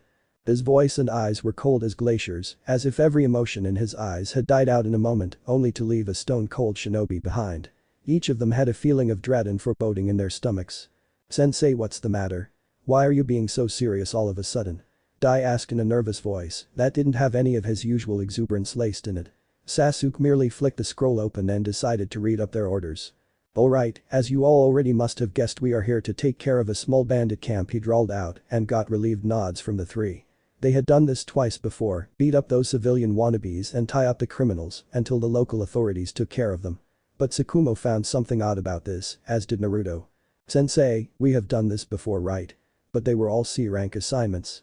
Why is this a B rank?" Tsukumo asked, and Dai blinked in realization before looking at his sensei with curious eyes. Sasuke looked into those innocent eyes. That was the last time they would be this pure before they hardened up a bit for life. "You three will go in and eliminate the bandit camp leaders before burning up the camp completely with no trace for survivors." He spoke coldly and their eyes widened in horror. What?" Dai stuttered out in shock as if he hadn't heard him right the first time. "The bandit camp is led by a small contingent of men that are residing in the main building in the middle of their resting place. Go in, eliminate any three of them and seal their bodies in these." He handed them the storage scroll especially designed to store human corpses, and the three took the numbly, not quite absorbing it in fully in themselves. "Then burn up the whole camp, blow it up. Do anything you wish for, but leave no traces or any survivors behind. That is your mission." He finished and looked at his three numb students with a heavy heart. He had grown attached to these idiots as much as he didn't want to admit it, and it pained him to do this to them. "But sensei, why kill them?" Dai asked, and his two teammates agreed with him wholeheartedly. "Yeah, why couldn't we just tie them up and take them back to be arrested instead of killing?" Tsukumo suggested and flinched under the harsh glare that Sasuke gave him. "Because your orders are to eliminate them, this is your superior officer's order. These are your cage's orders, which means it is ordered by the village you've sworn to protect, and you will eliminate this threat to the village today." He spoke in a harsh tone, making the boy look down and fall silent. As harsh as he sounded, Sasuke knew this was what they needed right now. "Sensei," Naruto's nervous voice came, who was scared at speaking of his cold sensei right now. Dai nodded to him and he nodded back before returning his gaze to Sasuke. "What if we?" He trailed off with a heavy gulp and Dai decided to help him out. "What if?" Even Dai lost his voice before he could speak up and both looked down at their feet before falling silent. "What if you couldn't do it, right?" Sasuke asked, and the three nodded timidly. His heart pained at seeing the boys who weren't even meeting his gaze right now, and he took a deep breath. "Remember I told you I could strip you off your ranks as shinobi if I didn't deem you worthy at any point of time?" he asked, and the three nodded timidly. "Well, this is it. Failure to fulfill your objective will result in you being stripped off your headbands." He lied, and the three looked at him in shock. Their hearts skipped a beat and they looked at him pleadingly, as if wishing it were all a lie, but he didn't waver in his stance with so much as a flinch. "I have another mission to fulfill, you three head on out. When I return, I expect the camp to be demolished and those scrolls," he pointed to the scrolls in their hands which they looked at as if it were the most disgusting thing on the planet right now, "should be filled. Do not disappoint me." He spoke, and before any of them could utter a word, he vanished in a flicker of flames. All three stood silently in a trance, as if they weren't even conscious for a few moments. Naruto clutched the scroll so tightly, the tightly rolled up paper started to buckle under his grip. "What are we going to do now?" Dai finally broke the heavy silence, and Tsukumo looked away for the first time, not being able to answer his exuberant friend. Naruto started walking away after turning around, and as soon as he took his second step, his shoulder was pulled back harshly and his back met the bark of a tree roughly. "You can't seriously be thinking of doing this mission, are you?" Tsukumo asked his friend incredulously, only to see the pure fury in his eyes when in a moment of surprise, Naruto caught his collar in his hand and pulled his face near his own. "What do you think I'm going to do? He hasn't given us much of a choice now, has he?" Naruto snarled, and Tsukumo himself looked at his brother in all but blood with the same fury in his own onyx eyes too.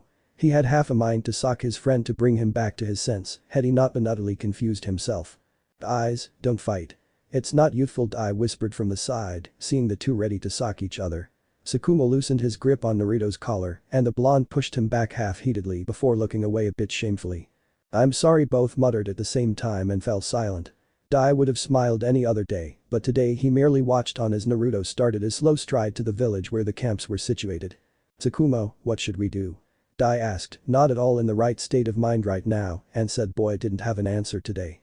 "I don't know, Dai, I just don't know," he whispered, hitting the bark where he had pushed his buddy harshly and clenched his eyes shut to bite back his nervousness, but to no avail. He felt a hand on his shoulder and looked back to see Dai smiling at him with a look of understanding. "Let's go, my friend. Naruto won't be able to do this alone, he needs us just as much as we do him," he consoled him with a squeeze of his shoulder, and Tsukumo sighed, nodding himself in agreement at his words to see Naruto having walked quite a distance already and didn't seem to be in any mood for stopping right now. Yeah, he whispered in defeat and started walking with the taijutsu specialist of their team to follow up their teammate, who himself was the most confused inwardly, as much as he tried to show how firm he was to complete his mission. No one noticed Sasuke watching them from afar and how his grip tightened so harshly on the branch he was holding in his hand that the 5 inches thick branch splintered itself under his extremely tight grip while he made a cross-shaped hand seal to complete his own part of the mission. Naruto didn't even glance to his side as he stood atop a tree, hiding in its bushy leaves to provide himself the cover to scout out the camp while his friends fell down by his side. There's the main camp. Dai pointed to a large tent in the middle, surrounded by several smaller tents, and Tsukumo put a hand on his close friend's shoulder, this time without the harshness and instead a comforting one. "Are you sure about this?" Tsukumo asked one final time. If he was going through with this, then so was he. Dai too nodded to Tsukumo, understanding his silent question with a mere glance of their eyes, and both watched Naruto look back to the camps with a space-out look. "No," the blonde answered honestly, and both boy blinked by his side, clearly not expecting this. "But we have to do this. It's our mission, and it's not like those people are innocent. They are bandits, meaning rape, murder and extortion is what they do for a living. I mean, the village will never send us to kill innocents." The blonde tried to comfort his friends, but more so himself with his wavering words. "Besides, there is no place for emotions on a mission, remember?" he asked Tsukumo, and he nodded back, reciting the 25th principle in the back of his mind. "How are we going to do this then?" Dai asked, finally accepting the mission to heart, and both boys looked at each other before Naruto saw Tsukumo was in no state of mind right now to think clearly at all, so he decided to take charge this time. His hand slipped back into the pouch strapped on his hips and he pulled out a large bundle of red tags with cleanly brushed kanji lithographed over them. He split the small bundle in 3 equal parts and handed them one each. "We'll go around the camp silently, with as much stealth as we could. We will put these on everywhere we can without being seen." Before meeting over there, Naruto pointed to a small abandoned bonfire covered with several logs that must have been used to sit last night but would now provide the perfect cover for them to regroup before they initiated the second phase of their mission. "And then?" Tsukumo finally asked Naruto, wanting to hear it from his lips one last time to make sure he was really going through with it. Naruto merely looked on ahead and disappeared with a quick shunshin to act out his part of the tents. Tsukumo looked on as Naruto had started rushing towards the northern part of the camp, and his gaze turned to a confused-looking Dai looking at him for any further details he might have missed on. "You go for the eastern part, Dai, leave the west to me," he finally muttered, and Dai nodded before rushing off to the eastern parts of the tents. Back with Naruto. Naruto jumped up over the makeshift wall, his eyes narrowing in on his surroundings to avoid being spotted by anyone. He ran past a couple of tents, slapping on the tags over them swiftly with the grace of a dancer, and rushed straight past the shadows like a hawk stalking his prey who roamed around unaware of the shadow of death that loomed over it. He saw a man walking past the tent he was hiding behind and crouched down, his eyes narrowing when the man stretched and turned his back to him. Instantly Naruto slapped a tag underneath his armpit while the man was none too wise, and Naruto went on to slap several more before he regrouped. He jumped up onto the top of a tent, his eyes peering over the edge, and his eyes flickered crimson for a moment to check if he had made the grip of tags as perfect as he could under the circumstances.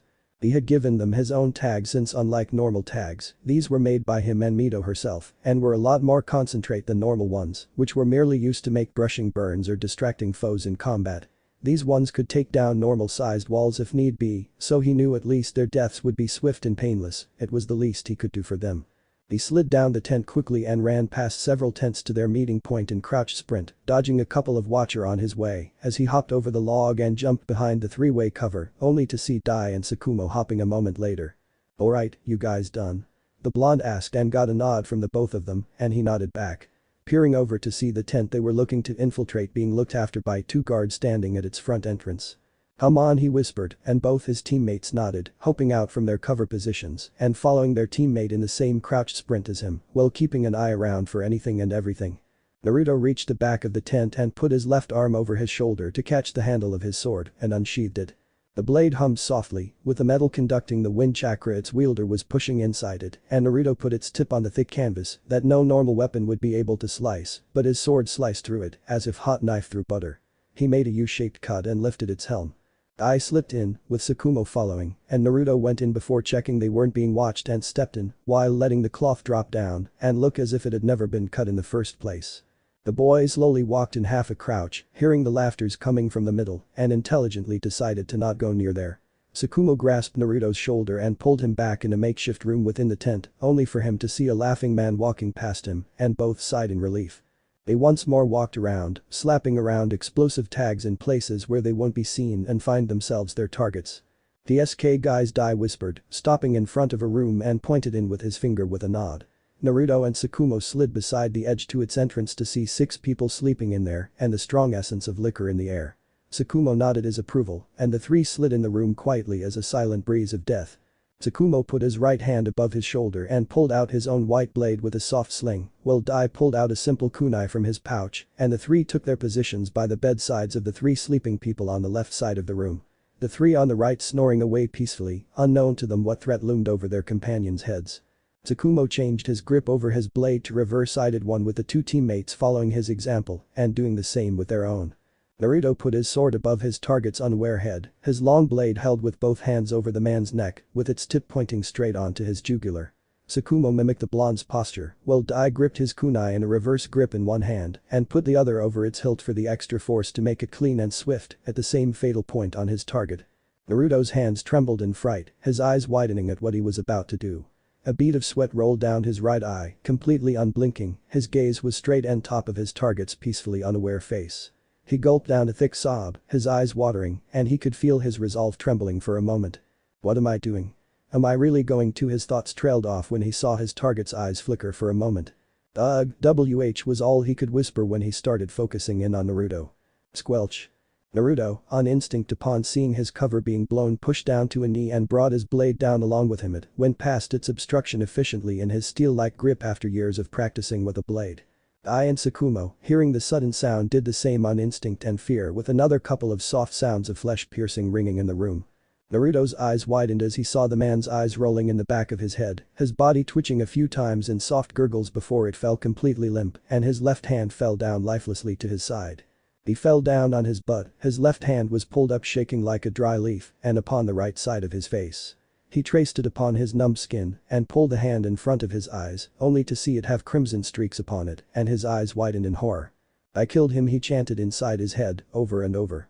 His whole body trembled in fright and his breathing became labored while his eyes lost focus upon everything and the blade fell down by his side while he hyperventilated.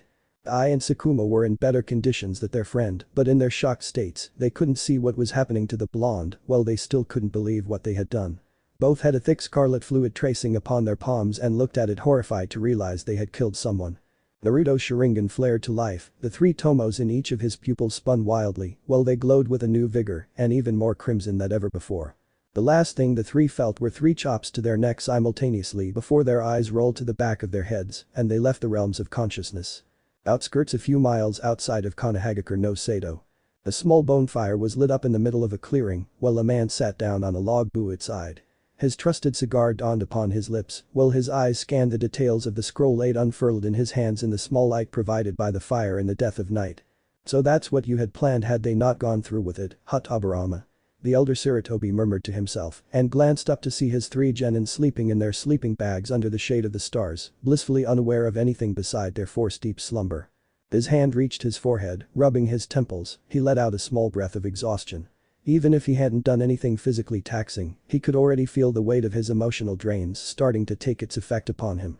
And that was not to say he had yet to talk to his students about the past events to see how each of them was doing. Another sigh escaped his lips, this teacher stuff was a pretty demanding job now that he had experienced it firsthand. His eyes snapped up, looking towards the 3 asleep genin. Only to see that the blonde member of his team was squirming and quite obviously starting to regain his consciousness. Naruto clenched his eyes before blinking off the cobwebs and sitting upright. He glanced around sleepily, his mind yet to regain its bearings, while his gaze took in the sleeping form of his 2 teammates.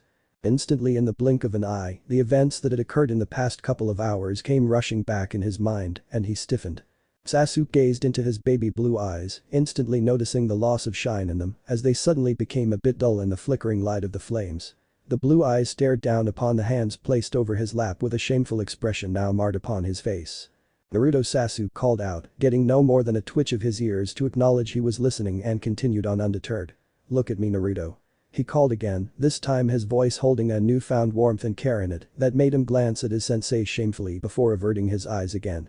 Sasuke let out a soft sigh, he knew it would be the hardest for the most caring of the bunch, and that certainly was true as light in this case. Finally, he placed his hands upon his knees and stood up. Walking up, he crouched down beside the boy on one knee, only to see him spaced out and looking at his open palms with glazed eyes. His arm snaked around the boy's shoulders, pulling him closer. He tucked the boy's head under his chin and patted his back gently. "It's alright," he whispered gently, and just like that the boy circled his arms around his sensei and clenched them tightly, as if he were a lifeline to him. "Sensei, I," he choked out, and the man just held him tighter, letting him know it was alright. The boy didn't cry. He knew he wanted to, but was holding himself back, and Sasuke couldn't be prouder of his pupil. It wasn't in everyone's heart that as gentle as he was, they would be able to steal their emotions like that when there was nothing holding them back from doing so in the first place. "Sensei," the boy whispered, making him pull his shoulders back and meet his questioning gaze with one of his own understanding warm ones. "What's the matter, Naruto? Tell me," he urged the boy to let it all out. After all, bottling it all up wasn't going to be healthy in the least for him right now. He remembered how it had felt when he had made his first kill, albeit they were a lot younger back then, but those were different and troubled times long since past. "Why did we do it?"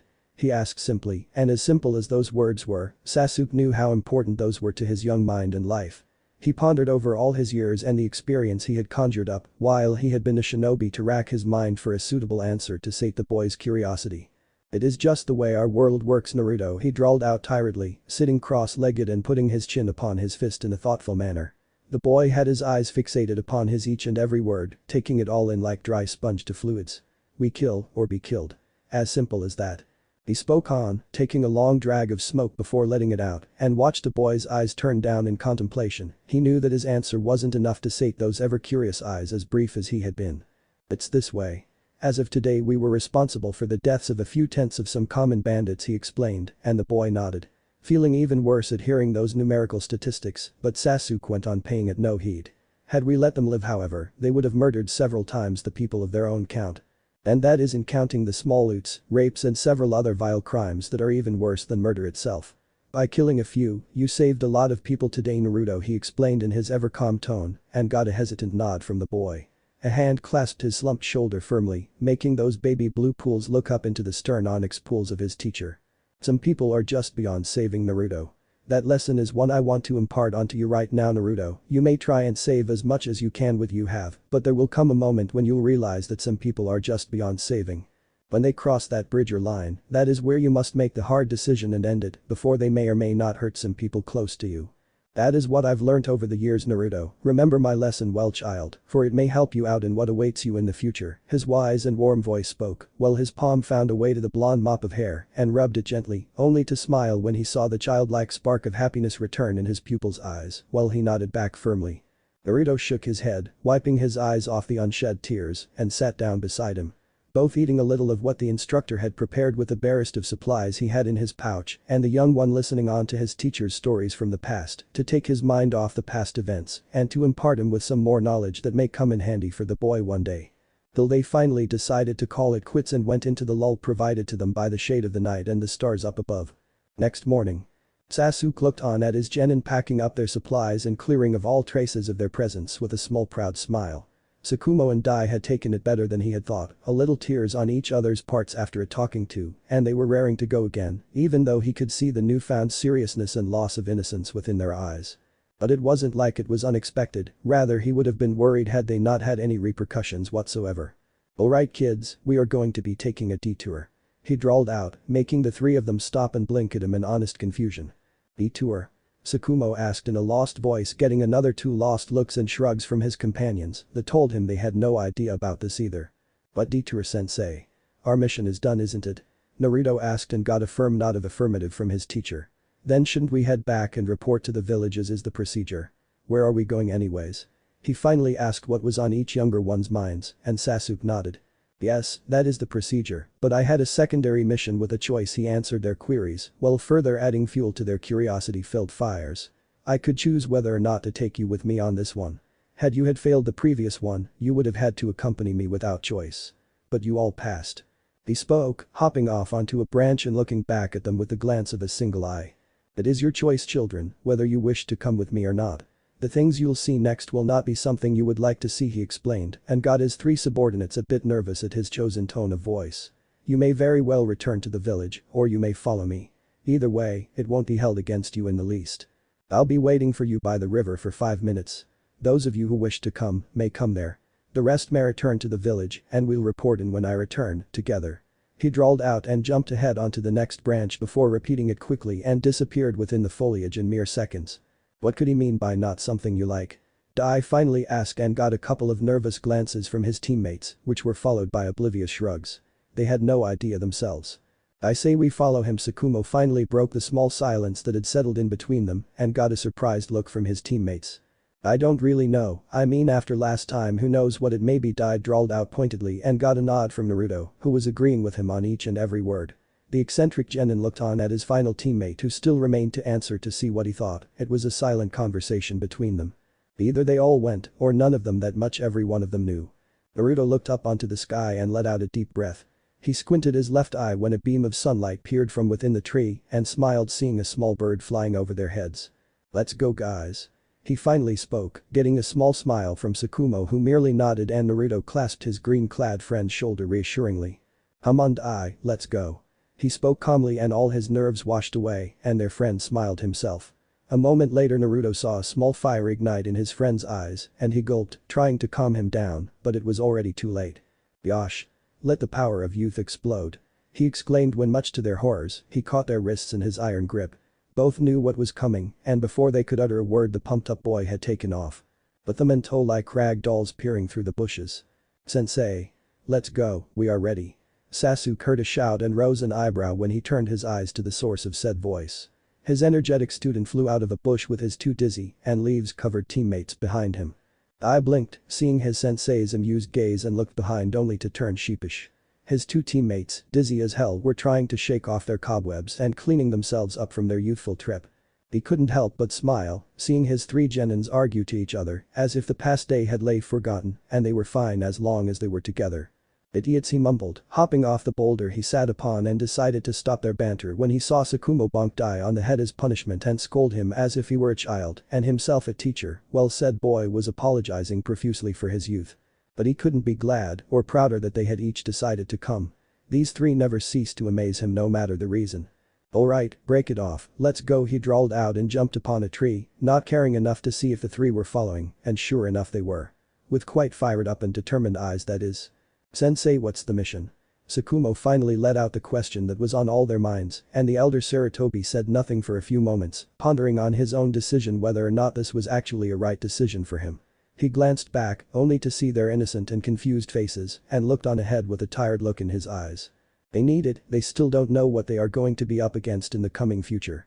"It's my burden to bear, for they need to grow up now," he drawled out inwardly and let out a long breath.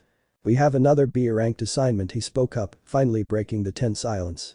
Naruto's feet met a branch, and he hopped onto the next one with a curious glint in his eyes. "What is it, Sensei?" he asked, and Sasuke glanced to his side to see his genin all having their eyes fixed on him and turned his eyes ahead onto the path ahead. "It's a simple scouting mission, we have to go close to the nearby border and scout out all the happenings there. That is the mission," he finally explained, and Naruto nodded. "Then why is it a B-ranked mission, Sensei?" Dai suddenly asked, surprising them all, and the said boy blushed when all eyes turned to him and smiled sheepishly when all of the attention was fixated upon him. "You'll see," was all they got from their sensei before he let out a burst of chakra to increase his speed, with his three genin doing the same and whizzing past the trees at a quick and newfound pace. A small clearing near the Konohakusa borders.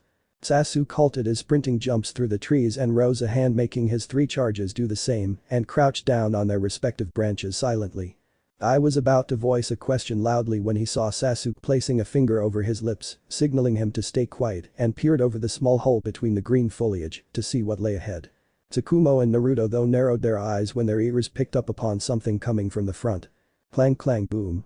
Their eyes snapped open in shock and they too parted the leaves of the tree and peered on over to what lay on the other side. All genin's eyes widened in horror. Numerous shinobi were fighting down the small-sized ravine leading onto the edge of the border. Naruto watched on in stunned silence as a shinobi jumped up and cleaved his kunai straight through another shinobi's jugular before moving on ahead to the next target as if the previous scene hadn't happened at all in the first place. I and Tsukumo too were watching on the bloodshed that was ensuing and almost at its peak end, with several small skirmishes almost at their bitter ends. Sensei, Tsukumo and Dai whispered, while the elder Sarutobi kept his eyes especially fixated on his blonde subordinate who seemed to be trembling at all that he was being shown right at this moment. "What is this?" Naruto choked out, barely containing himself from puking his guts out when he watched the last two shinobi battle it all out and rip the swords through each other's eyes. This is the truth of what lays in wait for us shinobi. Sasuke spoke, sadness clearly laced in his eyes. But he dared not let them take their eyes off the scene. It would do them no good and most probably lead them to an early grave if they ever hesitated out in the battlefield even for a moment. But why Sensei, aren't we allied neutrally with the others? Sakumo reasoned in, his eyes stuck on the now crimson ground, laid out with several unidentifiable corpses, while small bouts of smoke rose up from several places. But he was cut off before he could say any more by his instructor. Alliances are just that, mere paper and words of peace. Sakumo. It only truly ever matters if the allied nations do truly believe in the peace they are all fighting towards seemingly for themselves, he answered in his own wizened voice, while pronouncing each and every last word with an extra emphasis to make his point clear to the boy. Ugh, they all heard a painful moan, and Sasuke's eyes widened momentarily when he caught a small movement in the corner of his eye. No, don't, he hissed, but it was in vain. His blonde genin jumped off the tree and straight down onto the ground, whizzing his way past the fully nurtured greenery and slid down the edge of the ravine expertly as he had done while playing and sliding through several places in his childhood explorations effortlessly. Naruto rushed past the smoking craters, several corpses lying lifelessly all around him. He couldn't help but grimace at the sight, it was as if a part of hell itself had summoned itself down onto the earth in that moment to him. His feet stopped him by the only breathing person on the once smoking and lively battlefield. He skidded down onto his knees hurriedly, placing the man's head upon his lap and instantly began to look through his wounds. The man, clad in all red, had a kunai jabbed right through where his liver was supposed to be and was bleeding profusely. A fatal wound, one any shinobi was trained for and would be proud to have made upon his enemy. His baby blue eyes glanced into the clouded brown ones of the man in his arms who winced and tried to speak up. Was all he could say before he coughed out blood. Naruto had instantly wiped it off his face and put his ear near his lips to hear him clearly and make it easier for the man. Water, the man wheezed out and Naruto nodded vigorously. Instantly, his left hand reached his back and pulled out his small bottle of canteen. He unscrewed the supply and instantly placed it upon the man's lips to let him drink it slowly. He smartly put some upon his face and eyes to wash off the blood and dirt so his wounds wouldn't be affected anymore for risk of further infections. His ears didn't even pick up on the soft footsteps from behind, so far was he focused onto the wounded man in his arms.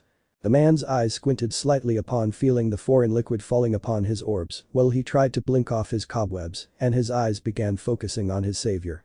Naruto turned his gaze round to his side worriedly, looking at his sensei pleadingly. "Sensei, please hand me some bandages. This man he." Squelch. His eyes widened slightly before widening to epic proportions and his pupil dilated in shock. He turned his eyes to the side, only to see the man in his arms gurgling blood while a kunai had lodged itself firmly within his jugular. Clang. Naruto looked down by the dead man's hand when a kunai slipped down his lifeless fingers and fell onto the ground with a bounce. His own palm made its way up straight towards his face and pulled it down, feeling a slightly wet substance upon his skin surfaces. His blue eyes gazed at the palm in front of his eyes, only for him to go completely numb upon seeing the sticky and thick substance now coating it. It was scarlet.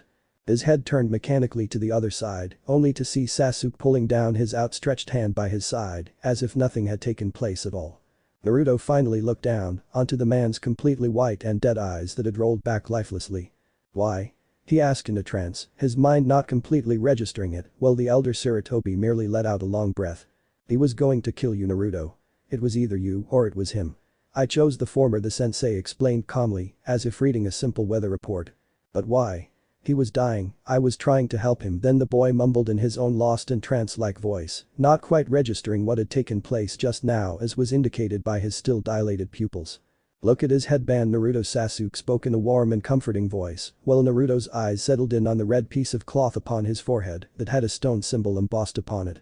He was an Iwa shinobi, Naruto, and skirmishes between the leaf and the stone have been at an all-time high unknown to you kids or the village, except us higher-ups and border patrols. He explained and got a small numb yet meek nod from the blonde. "But I was merely helping." Sasuke pulled his shoulders sideways to have him face his own stern and cold onyx black eyes into the dilated baby blue ones forcefully. "This isn't a simple fight between two shinobi where you may show a little mercy to a dying man, Naruto. This a fight between nations." As soon as that man's eyes focused on you, the first thing he saw was the leaf symbol dawned upon your headband. That was all that he needed to want to end you and leave a small mark in his dying breath for his village. He explained sternly, watching the boy's eyes squirm around, but he held them firm by cupping his cheeks in his palms and making him look into his own even more forcefully. "Naruto, we are almost at war," he whispered, shocking even the two genin behind him. Just as Sakuma was about to argue about the treaty of neutrality and logic, he was cut off by Sasuke's stern voice.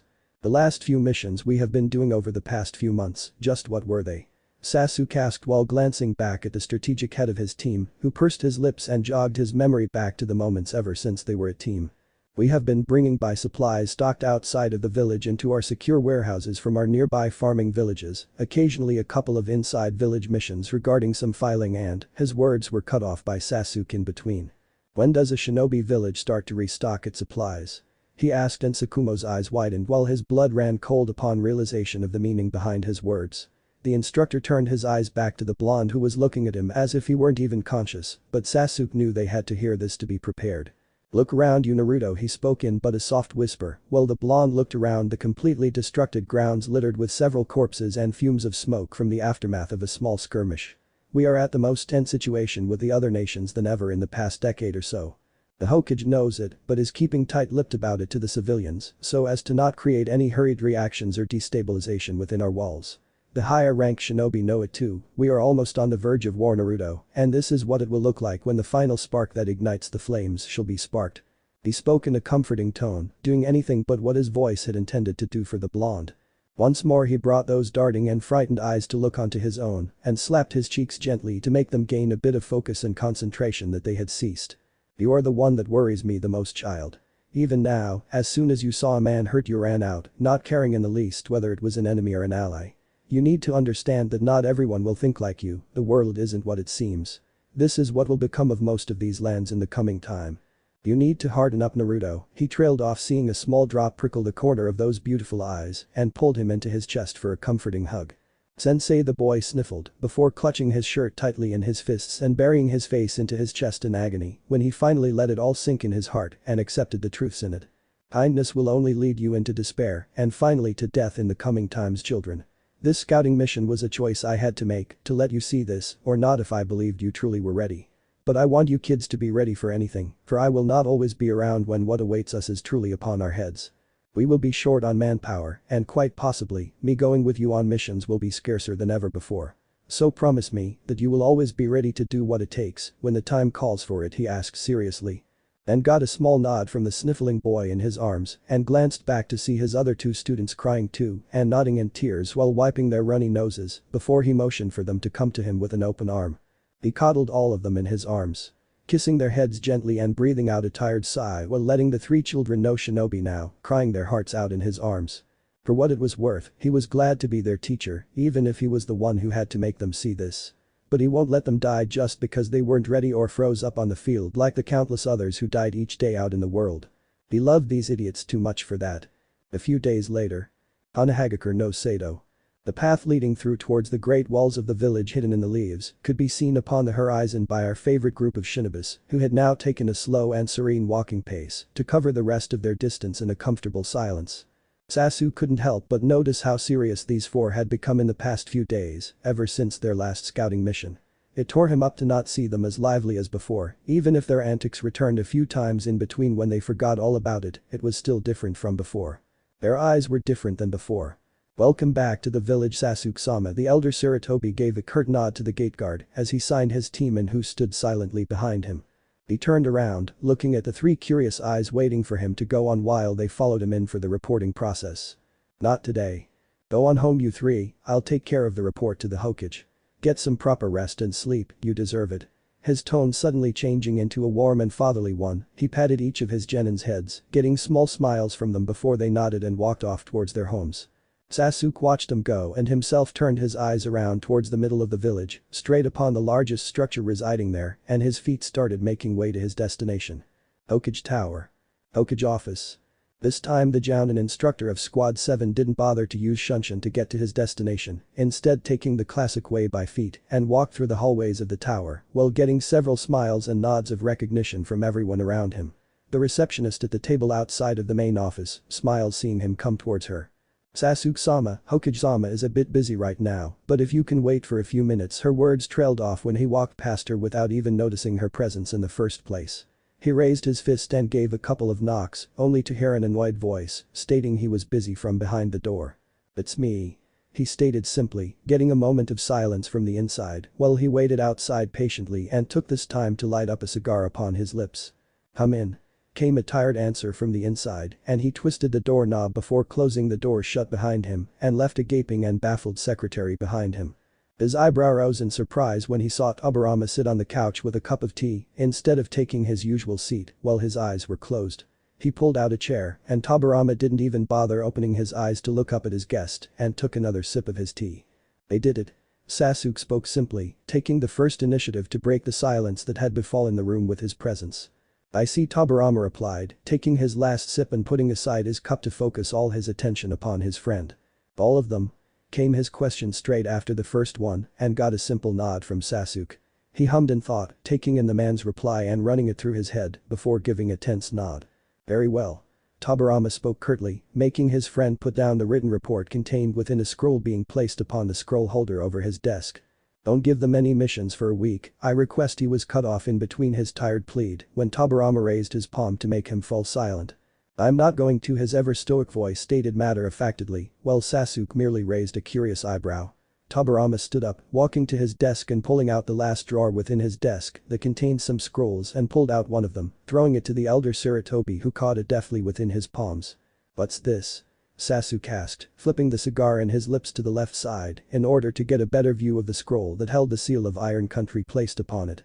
"Read it," Tobirama simply said, his tone dismissive, and Sasuke knew he won't get anything more from the man.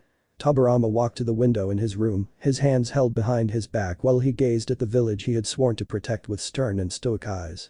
Sasuke unfurled the scroll upon his lap, his eyes moving from left to right with each skip through of a sentence. With each word his eyes widened, his face showing an expression of pure disbelief when he ended reading it completely. He glanced up at Tobirama, now understanding why he had handed him the scroll to read in the first place. "You can't be serious?" His incredulous voice asked the man who didn't even move a muscle to show he was paying any heed to his friend's words. Though Sasuke knew better. "Hokage no Sato is proposing to settle the skirmishes upon our borders once and for all by having a meeting between myself and the Raikage. It is only logical to make a move such as this." His recital of words etched upon the scroll was cut off by an irate Sasuke. "It's a trap, you dumbass," Sasuke growled, his temper finally kicking in, while Tobirama turned to glance him with a raised eyebrow with his left eye and turned back to watch the village almost instantly. He was the only one who he would let these actions slide, for he had been with him for far too long to remember, and he owed him his life from the countless times he had come through for him. This was why he had been the only one who he would go for counsel upon that matter. He trusted him enough to be blunt and honest with it and to have a safeguard for any rash decisions he himself might be prone to make in a situation as precarious as this. That was completely unacceptable to a man who prided in perfection above all else, thus why, here he was. Tobirama Sasuke hissed in a low whisper, catching his shoulder to turn him forcefully from meeting his gaze when the words died down within his throat. The man's eyes weren't the lifeless or emotionless ones he had remembered seeing for as long as he could remember, they looked so tired and defeated, as if he had accepted an unavoidable fate, a grim one at that. "This is a trap, you know it." Then Tobirama caught his hand and pulled it off his shoulder, only to give a tired shake off his head. "I know it's a trap, Sasuke," he finally drawled out, he hadn't been a cage for so long to pick on berries. The scent of a trap was clear as a day to him as well. Sasuke was speechless, he couldn't for the life of him wonder why the hell he was even considering going to this facade of a peace meeting in the first place then. Tobirama turned around, Sasuke was about to continue his rant when he saw the man's hands behind his back closely this time. His knuckles were clenched, nerves fleshed out upon his skin from the pure pressure he was exerting, while holding himself back from doing something reckless to take out his temper. Sasuke put a hand upon his shoulder yet again, this time one of understanding and compassion with none of the anger, while his eyes contained a worried shine within them for his old friend. "What's the matter, Tobirama? What aren't you telling me?" he finally asked and saw Tobirama's emotional mask finally crack. His eyes narrowed in on him, the pure cold fury contained within them not lost to him. But he knew it wasn't directed at him and didn't even so much as flinch when a pulse of pure chakra coated around the cage and cracked up the ground beneath them. The whole tower experienced the pure hatred and killing intent that Tobirama let loose when he raised his fist up, and any other man would have been running for cover right at that moment had they been in Sasuke's shoes. But Sasuke wasn't any man. The cage brought his fist down, the arm passing by Sasuke harmlessly and made contact with the table behind him. The wood buckled before splinters cracked up and the scrolls were raised up in the air by a feat from the pure shock wave his fist created upon impact. "They have them," he whispered but loudly, a bead of sweat rolling down his forehead as his nerves were riled up, which was quite unlike him. He didn't shout, and Sasuke had never seen him shout in all the years he had known him. But this was as close as he had seen Tobirama ever come to nearly as close as shouting. The matter was quite serious from the way he was holding himself back, albeit only slightly. "They have Misa and Roku, they have my children Sasuke. They have my Tsunade's parents with them," he finally drawled out in all his pure and unadulterated righteous fury, while Sasuke's eyes widened in horror. But he couldn't for the life of him think how they had gotten their hands on them. After all, they weren't field shinobi, instead were medic nins by profession and preferred to work at the hospital rather than on the battlefield to be able to stay close to family while still helping people as much as they could. They had gone to Suna for some rare herb picking, needed urgently for a surgery at the hospital. Tobirama answered, picking upon his thoughts in a moment. Sasuke pursed his lips, his eyes going from understanding to one of contemplation within a second. He ran the scenarios through his head when one thing didn't quite click in place. "Then the scroll?" he asked, and Tobirama nodded at his acute deduction. He would have asked about the same thing himself had he been the one standing in his place. "Was found on the borders of Suna and Konoha." With ease he pulled out 2 leaf headbands and one from Kumo, while Sasuke understood everything now.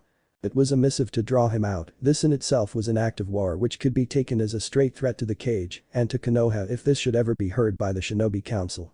"What are you going to do then?" Sasuke finally asked the million-dollar question, and Tobirama fell down on his chair tiredly, his chakra disappearing along with the small wash of killing intent disappearing from existence. "What do you think I'm going to do?" he asked him as if he were stupid, and Sasuke caught his shoulders forcefully while looking at him with stern eyes. "Tobirama, you aren't thinking straight. Just think about this clearly, it's a trap. You are allowed only a single bodyguard, well the Raikage will be there with God knows who and how many. For all we know," he finally drawled out, making Tobirama's eyes narrow in dangerously on his trusted friend, as if challenging him to continue what he was about to say. But Sasuke was undeterred this time. "For all we know, Misa and Roku are dead, Tobirama." He finally let the truth out, and Tobirama slapped his hand away harshly when his words sunk in. A pit of dread formed within his gut at the realization he was trying to hide from was being slapped straight onto his very being. But there is the chance that they are. His words were cut off when a loud voice rang within his office. Slap. Tobirama looked at Sasuke with a slight widening of his eyes, not at all believing what had just occurred. He rubbed his stinging red cheek in disbelief, while Sasuke pulled back his outstretched hand with a firm look etched within his eyes. The condition was met. Sasuke merely stated flatly. Tobirama's eyes widened ever so slightly in realization of the hidden meaning behind those words. He himself had given him permission to do so if the man ever felt he was going to do something that wouldn't benefit anyone other than his own selfish desires. If ever he was about to do anything reckless. "You are being reckless, old friend," Sasuke spoke tiredly, crouching down on one knee and throwing his cigar aside. Clearly in no mood for it today. Tobirama let out a humorless chuckle when the realization set in on himself, and Sasuke looked at him worriedly. "I know." He finally stated, as if it were as clear as water, and Sasuke was growing ever more worried for his friend by the minute. "But this is something I have to do," he spoke, his laugh ceasing only for the serious gaze to remain within his eyes. Sasuke was about to say something when he spoke something that made all his words rile out of his mind in the blink of an eye. "I won't be able to face my family if I didn't. I won't be able to look Hashirama in the afterlife, Sasuke. This time I have to be reckless." He finally spoke the truth, throwing all logic aside for what came before everything within his heart, and Sasuke held his serious gaze with his own for but a moment. Both exchanging much more than words could ever hope to achieve within a simple gaze of their eyes, and Sasuke knew in that moment that no matter what he said, he was going to go through with this. "This is going for a personal vendetta, Tobirama, and I don't like it, not one bit." Tobirama clenched his jaw shut tight to keep his rebuttal to himself, but it was a losing battle before Sasuke continued on to end his point. "So be it." The elder Sarutobi finally got out. Tobirama looked at his friend surprised and shock etched clearly within his eyes. "I'll accompany you to the summit myself. I don't trust anyone else to look after your old wrinkled self other than myself." He spoke firmly when Tobirama shook his head.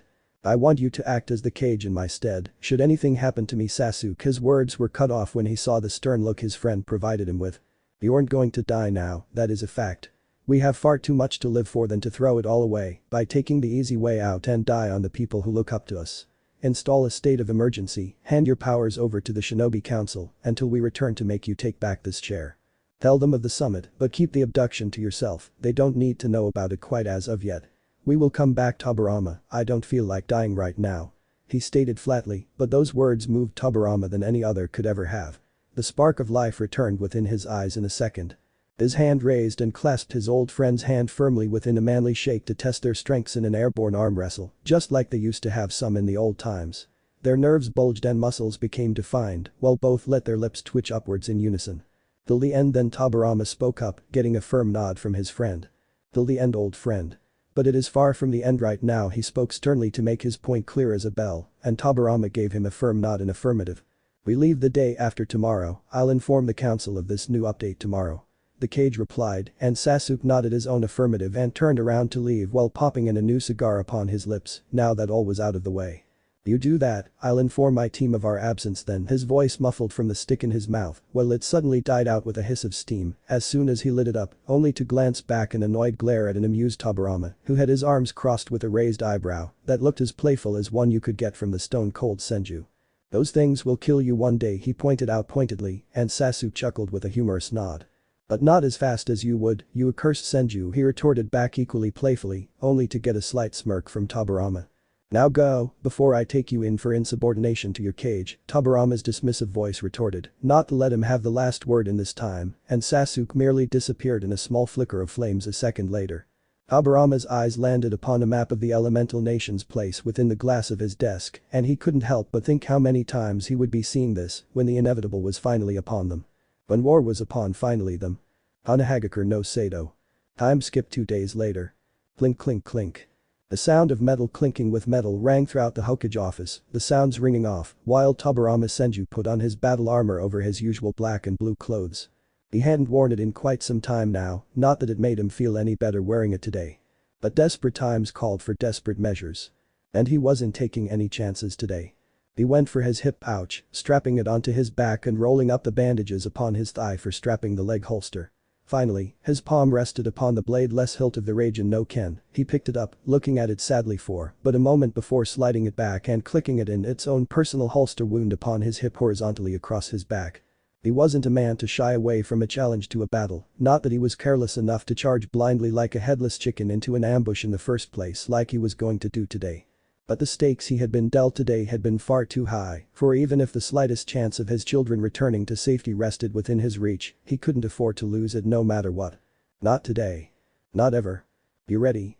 A voice drawled out from behind him, making him nod curtly without ever turning back to his old friend Sasuke, who in question had his own version of a brown battle armor donned upon him to match the Senju's blue one.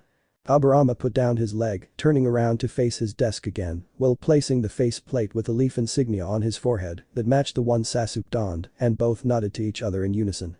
Both legendary shinobi, armed to the teeth, would have been enough to have most of the people cowering before their might, with mere glances alone right at that moment. Not many possessed the gall to say they could stand before their mere presence in those outfits without feeling at least the slightest bits of intimidation from their mere presences, not when they were out to do whatever it took to get the job done. Let's go. Tobirama stated in his usually flat and blank tone, walking up to Sasuke and clasping his friend's shoulder within his palm. He looked into Sasuke's questioning eyes and knew what he wanted to ask in but a moment, like always the Sarutobi clan head not needing to voice out his doubts whatsoever to his comrade in arms. I'll haration us to the borders of Iron Country upon another raised eyebrow, he elaborated further. We can't be going on by foot and have us getting ambushed by some stupid scheme beforehand. He explained in detail, getting a satisfied nod from Sasuke. He knew what the Kage was trying to do without even needing to think upon the matter, his experience in battle didn't even need him to think about it. Such were their deduction and instinctive reasoning skills after so many battles. Saving his chakra by merely going until the borders and then going on foot to have the necessary time to recover it back since the distance was so large and whether he would admit it or not, their primes were now long since past now. Thus why, they always relied on experience and cunning much more these days, rather than brute force and tackles like they used to prefer in the older days of the warring eras and even those before in the First Great War. Let's go, we have some things to do and people to greet, Sasuke muttered pointedly, and both disappeared into thin air a moment later. Near the borders of Iron and Fire. A small desolate village, consisting of nothing but simple farmers laid barren, devoid of any signs of life. It seemed as if it had been eradicated by a plague years ago. However, that was far from the truth. It had been evacuated a few days prior by the order of the Nidaime Raikage, who had sent his best shinobi to scour out the village. Now however, the man sat in the house belonging to the village's leader of their farming union. The Raikage, second in fact, was a buffed-up man. His hair dark brown with the usual dark tanned skin his country was famous for in many of its inhabitants, coupled with amber eyes and several scars all over his body, he was quite an intimidating sight to behold. The scars in question were worn as his pride and joy of successful battles over the years. His right shoulder donned a bright black tattoo with the kanji for Black Lightning embossed permanently upon his skin. He sat on the large leather chair, his cheek resting lazily upon his palm, with several of his best shinobi settling in, around the room in several chairs, either sharpening their blades or checking on their equipment in nervous anticipation for the upcoming events that were about to unfold. "Do you really think he'll come?" a gruff voice asked, the tone nowhere near as polite as it should have been while talking to a man of his stature, and could have even almost been passed as plain rude by some. But he let it slide, for today that is. "Yeah, even an idiot can smell out that this is a trap," another rude voice pointed out, but he paid them no heed and kept tapping his index finger upon the table while awaiting the small envoy from Leaf that he had no doubt whatsoever would greet him with their gracious presence this fine day, while he would welcome them with open arms. Not the arms that one would embrace a guest with, but those used as tools for destruction that is. "They'll come," his manly deep voice stated confidently, not an ounce of a doubt laced within his words. The statement made all actions around the room stop momentarily and look at him questioningly for a further elaboration upon that, as each of them had their own share of doubts upon that matter. Those fools from the Leaf Village are much too simple to read by anyone. They think with their hearts and feel with their brains, they would be dust by now if not for the rarity of bloodlines that accursed Hashirama Senju amassed within his walls before his death. He growled out, clenching the paperweight within his grip and cracking it into shimmering splinters with brute strength alone of his large fist. This was his chance to weaken that spit of a land that had reigned supreme over them in the past war and clench the title of being the mightiest of the shinobi villages for far too long than what he could tolerate, with temper as short as his it wasn't too long. But Kumo will reign supreme upon the whole might of the elemental nations, and with us at the top, no one would dare question our militaristic ways anymore. Everything they hold precious will be ours, of that you all can be sure of. He spoke proudly while clenching the shiny dust he had just crushed out tightly to make his point. The morale of his men increased with his each and every word, and he couldn't help but smirk at seeing the fire and thirst for fight within their eyes. He wouldn't expect anything less of them, he had nurtured his village like that for far too long than his predecessor's short tenure after having been declared deceased in the past war. Kumo didn't coddle their shinobi anymore like those of the Leaf, they trained them like machines to be what they were born for. To act as mere killing machines if and when the times called for it. There was no place for emotions over the battlefield. Emotions were a hindrance that killed any and all shinobi in their lines of duty. The strength of the village came first before anything. These were the teachings his shinobi were drilled with each and every day of their lives, whether they be Chunin, Jounin or even Genin for that matter. "Sir, the sensory barrier has picked up 2 very large chakra sources coming at us at a quick pace from down the border," a man ran in with the news he had been waiting for a few days now. The words were like an ointment to an itch within his ears, and the Raikage smirked smugly, his finger stopping its tapping motion when he saw all eyes turn to him. Each one of them awaited their orders. But he only had one. "Let's go." He spoke loudly, before disappearing in a black bolt of lightning with all his men following suit with him moments later, with their own respective flickers. Back with Tobirama and Sasuke.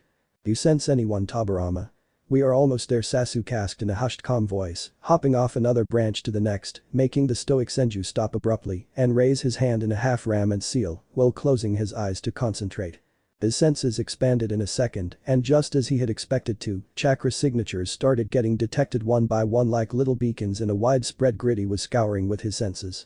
1 2 3, he counted all the signatures he could sense and counted them all before letting his eyes snap open with a serious gaze within them while he let his sensory grid down.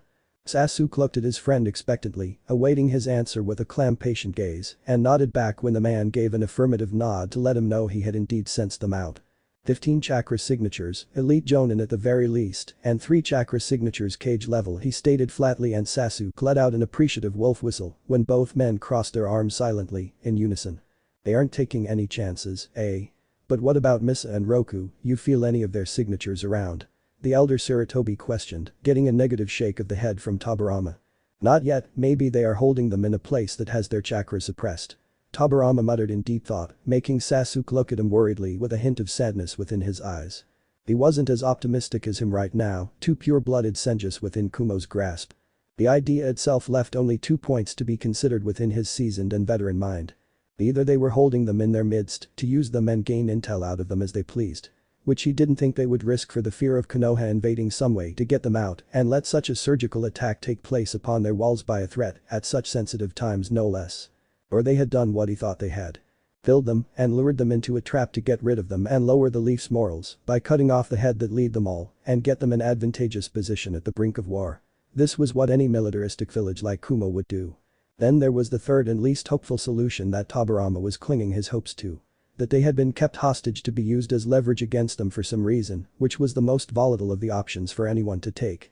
But for the life of him, he hoped his deduction would be proven wrong for the first time, and the third option was the one they had taken. "I do hope you're right this time as well, Tobirama," he muttered to himself and followed Tobirama's lead to the point where the three largest signatures were converging to. Any other day he might have told him off at his idiotic hopes, but the matter was way too sensitive for him to poke the ever-emotionless Enju on and about like he usually might have done. The lush of the trees gave way, and both men hopped down upon the plain ground that had come in between of the large and dense forest. Sasuke stopped, following the lead of Tobirama whose eyes had narrowed in on front of himself. Sasuke followed his gaze, and sure enough he too could now see someone making their way through the trees straight towards them.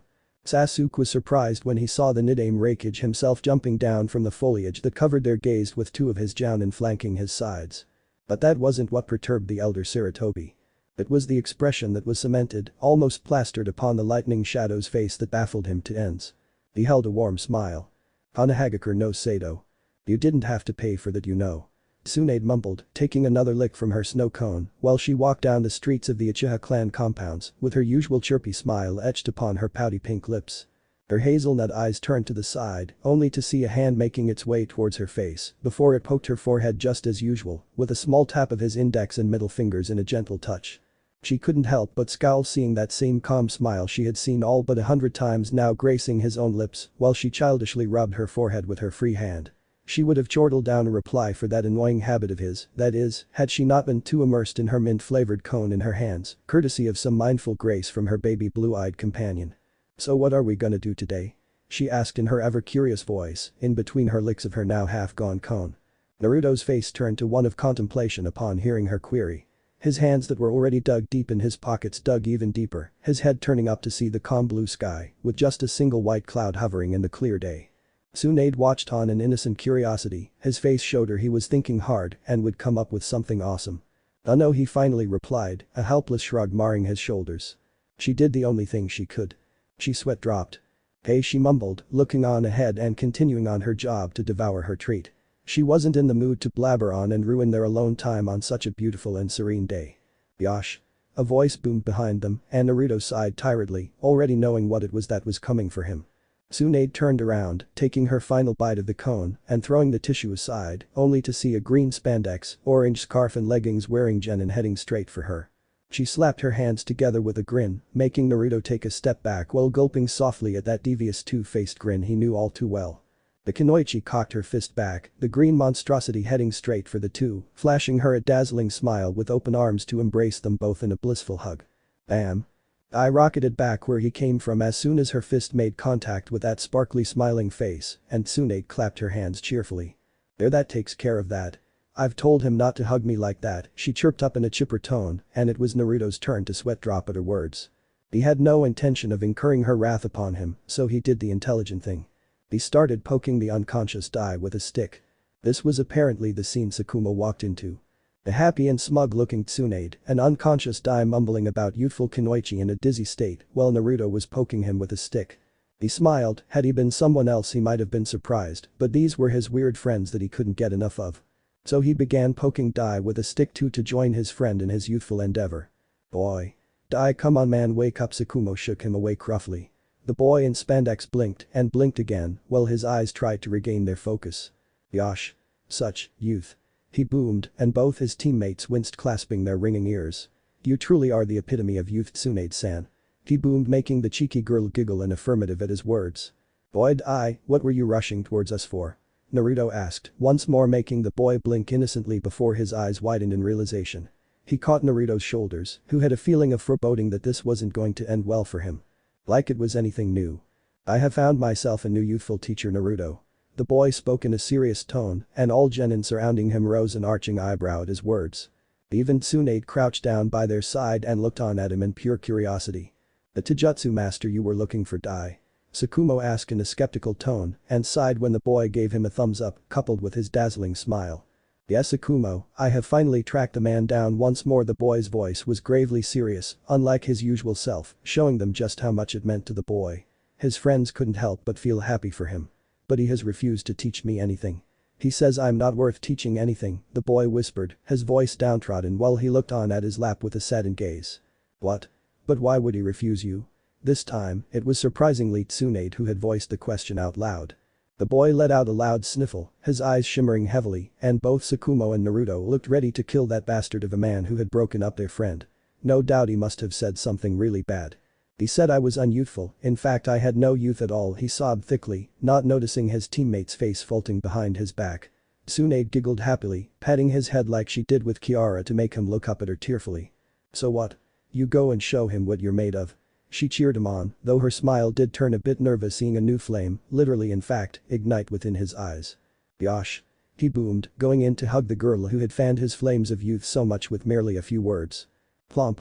Tsunade's soul met his face to stop him in his place, showing a good chunk of her flexibility at stretching her legs so far high while being crouched down upon her knees. An imaginary breeze flew past them while they stayed in that position for a moment. No. Hugging. Me. She scolded sternly, and the boy did have the decency to turn a bit sheepish at his weird tendencies that tended to overtake him quite often. Let's go die, he heard Naruto say, and turned to look at him with a lost expression plastered upon his face. Yeah, let's show him what we've got. He shouldn't have underestimated a member of Squad 7. Tsukumo cheered on and Dai smiled genuinely. He really was glad that he had failed twice if that let him form a team with these guys. It really was worth it in the end. Let's go then. He boomed and ran off, his three friends following up close behind the boy who was leaving a trail of dust within his wake. Naruto and Tsukumo were a bit peeved when they had started getting nearer towards the outskirts of the village. But nonetheless they followed their friend, who hopped down a branch and pointed his finger at an abandoned-looking estate smack bang in the middle of nowhere.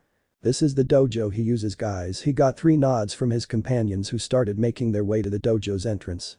Tsunade looked around, the place was quite cool now that she had a closer look at it. It was mostly open with an old building near its center, giving the residents plenty of room. Her ponytail shrilled comically like an antenna, while her eyes widened at the new sensation of something roaming around her hips. Her palm opened up and she twisted around on instinct, and sure enough the boys in front of her heard a loud noise that made several birds fly off from their resting places. Hentai. Her shrilled scream and the loud slapping noise that echoed the surroundings made the 3 boys turn around to see Tsunade covering her hips with her hands, while her face was flushed red from anger and pure embarrassment. Tsunade Naruto gulped when he saw her neck snap to him with an absolutely livid expression plastered upon her face. What happened? He finally got out in an attempt to calm the girl down. She pointed her finger to a smoking mess near the walls of the estate, and all of them narrowed their eyes at the slightly twitching old man who had a stupid grin upon his face. Sensei. All of them were shocked seeing Dai crying in tears while he tried to wake the dizzy old man up. That pervert is your sensei? Her voice was incredulous, and Dai gave a simple nod, sighing in relief that the man was okay. Naruto and Tsukumo sighed too, though this one was one pointing to the hopelessness of the situation. Of all the people in the world, Dai, you have the best luck of them all. Tsukumo's voice was laced with sarcasm that his teammate didn't pick upon. See, isn't he most youthful? The 2 boys' sweat dropped while Tsunade picked him up by his collar with a stern look in her eyes. Do you want this pathetic pervert as your teacher? She got a nod in return and narrowed her eyes at the boy. You're better off without him. She finally got out seeing the lecher finally standing up on his feet. Is this the fees you got me for your apprenticeship? Then I accept. The jovial elderly voice of the conscious man chirped up making her gain a tick mark on her head. You wish, you old pervert, come on now. We are leaving. She pulled the boy along with her when another hand clasped her wrist, only to see Naruto looking at her calmly while he met her livid gaze. Calm down, Tsunade, this man is the real deal. His eyes were fixed upon the stupidly smiling old man who had just finished dusting himself off. Tsunade though looked at him incredulously, but her retort was cut down by Tsukumo's opinion on the matter. Yeah, he got behind us even when I had my senses expanded. And Naruto isn't half bad if someone approaches us so close, not saying you're a censor like me too, Tsunade. Tsukumo's voice of reason caused her to blink in realization. If they looked at it like that, it certainly was true. She hadn't sensed him out too, so he was good at concealing himself at least. Yeah, give him a chance, he isn't half bad. Dai consoled her, and she let him go with a pout now crossing her lips. Whatever, just keep him away from me. She mumbled at having herself singled out in the argument. I bet you wouldn't mind if Naruto did that, a voice whispered in her ear out of everyone's earshot, and the reactions were instant. Her cheeks turned beet red, and before she could say anything Sakuma was looking away and whistling innocently. She clenched her fists and opened them, doing it a few times to calm herself down. It just wasn't her day. What do you kids want? The old man's voice turned seriously gruff, snapping all their attentions to him. Aren't you the one I told off yesterday? Now go, don't waste my time anymore. He shooed them away in a dismissive tone. Why don't you want to train him? It was Sakuma who had voiced his question, and the man stopped dead in his tracks. He looked on at him with a raised eyebrow. Because he isn't worth it. He simply stated, and Dai's shoulders slumped a little. Naruto's eyes narrowed in on the man's back before he too turned around and started walking away. One thing that he hated with all his being were people who looked down upon his friend without even giving him a chance to show what he was truly made of. Let's go, Dai, you don't need a teacher who takes on students seeing their potential firsthand. His voice was simple, as if he were reading the weather. Master Chen's eye twitched in annoyance at his words. Those damned Uchihas certainly did know how to tick a person off without even meaning to do so in the first place. Aren't you full of yourself? The old man spoke up suddenly, meeting Naruto's lone-turned eye with one of his own narrowed one. The blonde continued on his way out, ignoring the man's snide remarks completely. Wait. His voice was strict as if he was commanding him, nonetheless Naruto did stop and look at the man in the eyes. The old man looked at him calculatingly, his words had strung a chord within his heart as much as he was loath to admit it. Let's place a bet so as to speak. Naruto rose an eyebrow, not quite getting what he meant but didn't say anything and let him continue to humor the man a bit. You spar with me. If you defeat me and show me how worthless I am, I'll teach that boy everything I know. He ventured in and Naruto nodded. And if I lose? He knew the stakes were going to be something if he lost too. Then you apologize by bowing on your knees and saying I am a better teacher than any you'd ever find, though I'll still take him on as an apprentice. His voice was mocking, but Naruto's face betrayed none of his thoughts. The decline would be to dishonor his mother figure, the man he aimed to replace one day, and the teacher who had helped them through the struggles as a genin until now, all of them who had ventured to get him to where he stood today. Plus, his honor was on the line here too. You have a deal, but you apologize to Dai too if I lose. His friends merely watched on stupefied while the two shook hands on a deal and the man motioned for Naruto to follow him in. Naruto, be careful, his taijutsu is said to be even greater than that of the Hokage himself, Dai whispered, worried about his friend, and Sakuma nodded too. He knew more than anyone, pride was something Naruto placed quite high in his life. Tsunade just kept glancing at him worriedly, not that Dai's words were doing anything to lessen them in the slightest, but she knew he wouldn't back down, no matter what she would try to convince him. He was even more stubborn when someone pointed a stake upon his pride and honor. The group stepped into the dojo, looking around the wooden-built room in appreciation at how well maintained it was, despite the age the house showed on the outside. Alright, let's get started.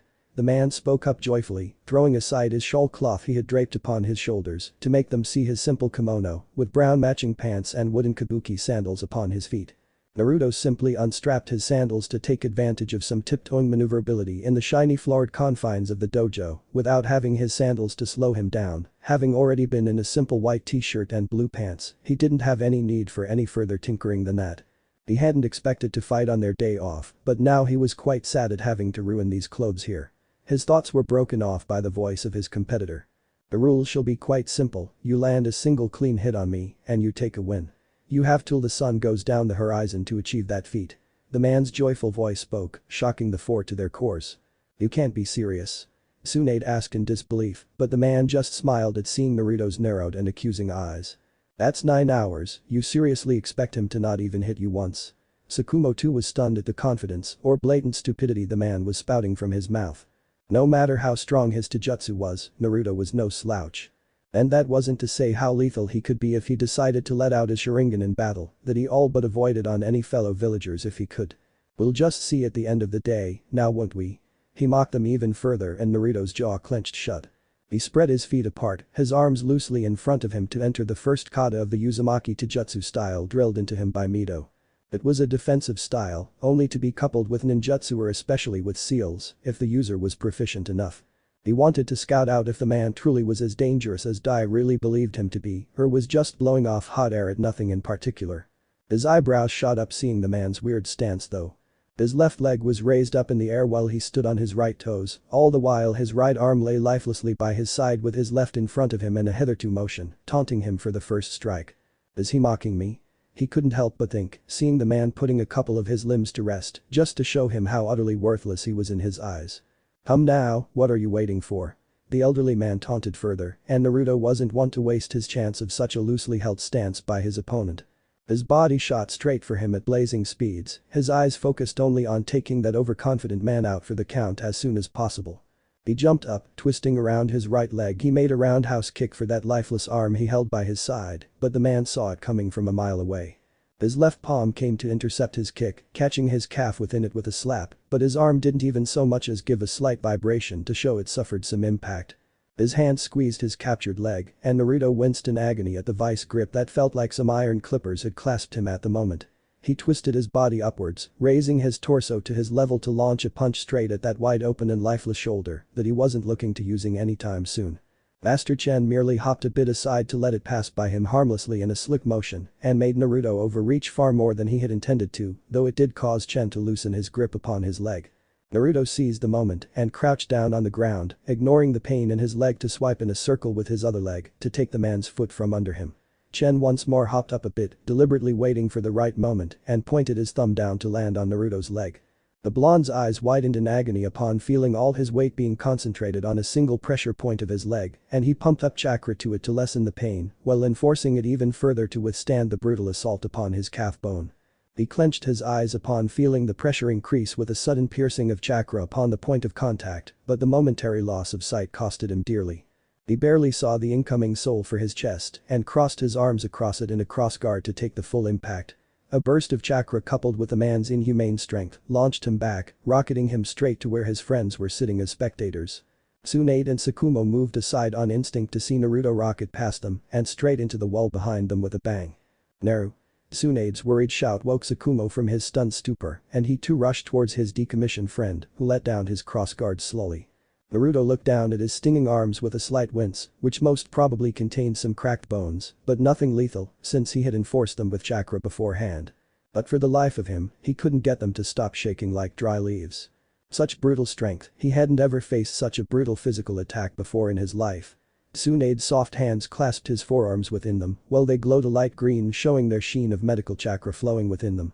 "Kami, Naru, there's cracks in your bones," she whispered, her eyes glimmering with increasing worry, seeing the swelling starting to appear within them, and that wasn't to say what his leg must have suffered from the blow he had dealt him earlier. She glanced up only to be stunned at seeing his hair shadowing his eyes, while his lips held a smirk. He caught her hands within his own, stopping her healing abruptly.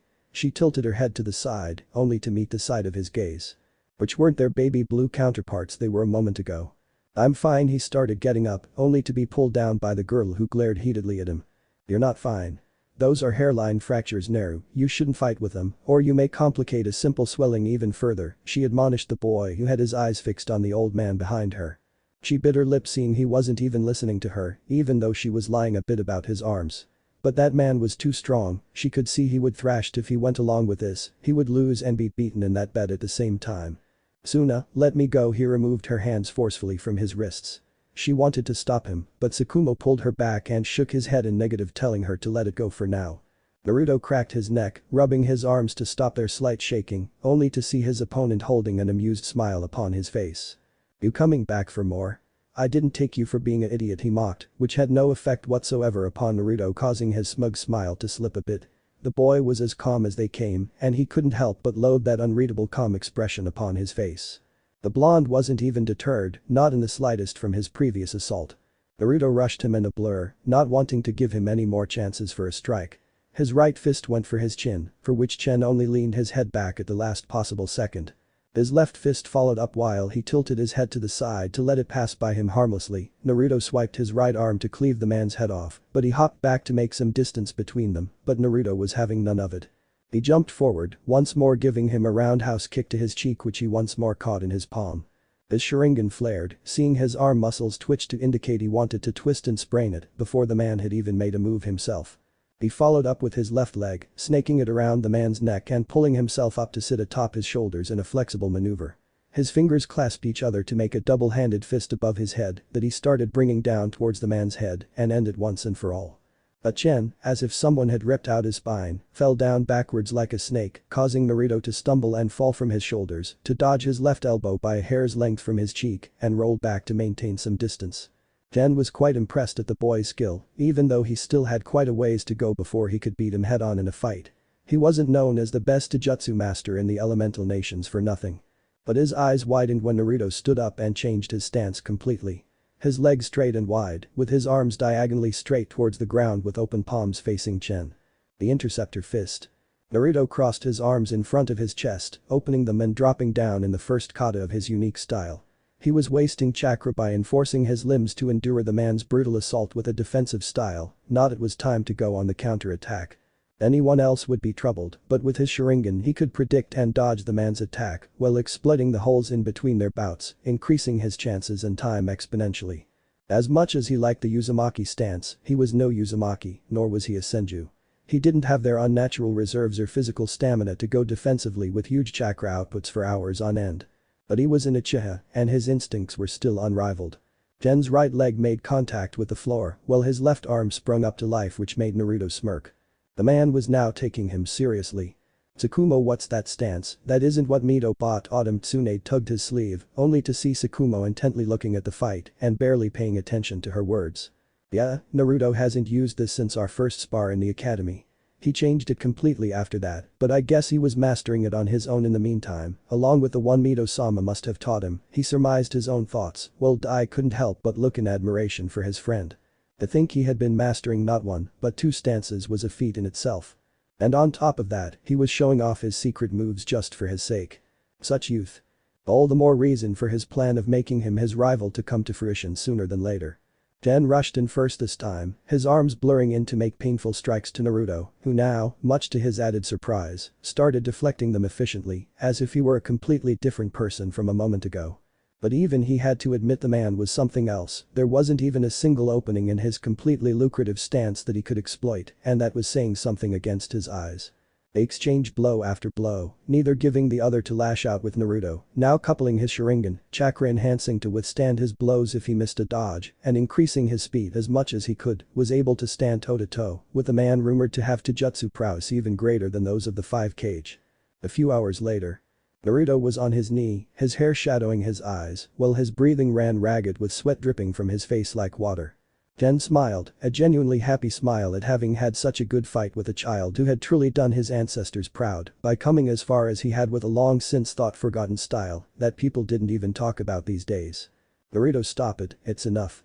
Dai called to his friend, worry clear in his voice. Tsukumo was barely holding himself back at seeing his friend in tatters, at having endured such long straight hours of taijutsu for the sake of a friend.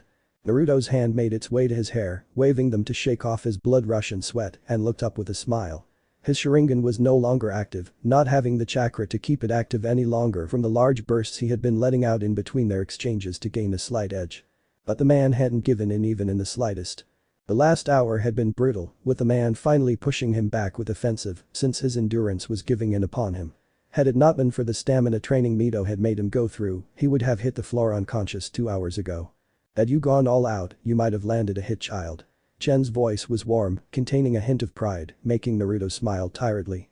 His friends were looking at him as if Chen were an alien of sorts. Had he not seen how quick the blonde had been on his feet till now for hours on end?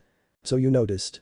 he asked in a rasped voice, his throat dry as a desert, and got a small nod from Chen, causing all eyes to go wide. "What, you were holding back?" Tsukumo shouted in shock, not believing his ears, but Naruto ignored him for the moment, too busy trying to catch his breath. "Why did you hold yourself back though?" Chen asked, curiosity getting the better of him. The child had impressed him, it had been years since someone had impressed him as much as he had, he dared to say. Naruto's vision was losing focus now, the adrenaline draining out as the rush of battle was over, and his instincts were now dulling and giving way for sweet numbness. "I know my limits," he whispered, his voice weak, and Tsunade had finally had enough of sitting silently by the sidelines. She rushed closer to him, slipping down on her knees in an instant and not seeing Chen's wide eyes, who didn't even have enough words to contain his shock at what he had heard. Tsunade gushed over him, instantly scouring through his bruised and tattered body worriedly. His forearms had turned a faint blue from enduring all the blocks throughout their bouts in the last hour, with nothing protecting them whatsoever, unlike how he had them wrapped in a thick coating of medical tape for usual when he was in his shinobi gear. Hey, she hushed him in a soft whisper when he tried to tell her he was okay, cupping his cheeks upon seeing his half-lidded and unfocused eyes when his face finally plopped upon her chest and his breathing evened out into soft purrs. He finally gave into the sweet nothingness of pure exhaustion. Akashi clenched his head in her arms tightly, worry etched upon her face. Even after all that he still hadn't landed a single blow on that damned old coot. Jen stood behind her, a gentle smile seeing the girl holding him as if he were the most fragile thing in the world right now. It didn't take a genius to see the pure adoration and care she had for him in her eyes. He had already realized I was far from his reach and he would have reduced his endurance had he pushed himself to pull out all his stops. Even in the heat of battle and all my taunts, he had the mind to think his situation rationally and act upon it accordingly. The boy is something else, alright. Jen's thoughts were cut off seeing Tsukumo and Dai standing behind Tsunade a bit lamely. They too wanted to check up on him, but both knew how Tsunade was when it came to moments like these, and vice versa with the bot she had clenched in her arms protectively like a mama bear. Jen walked up to take the boy from her and offer him some of his natural healing ointments, only to be stopped abruptly by Tsukumo, who looked at him as if he were the one who was stupid. The elder man's words died down hearing that comment and he fell silent while pursing his lips. But he shook off the grip and went to help the boy who was clutched protectively in Tsunade's arms like a little baby. Jen was stunned when Tsunade glanced dangerously at him, as if a predatory look had washed over her gentle face. Her arms gave the sleeping boy a soft squeeze of reassurance, while her aura was downright murderous. Stay away from him, she whispered dangerously, and Chen's eyes softened seeing how beaten up the boy really was, now that he was still up for him to see. No wonder the girl was angry at him for his condition, and he understood now why that silver-haired gaki had tried to stop him.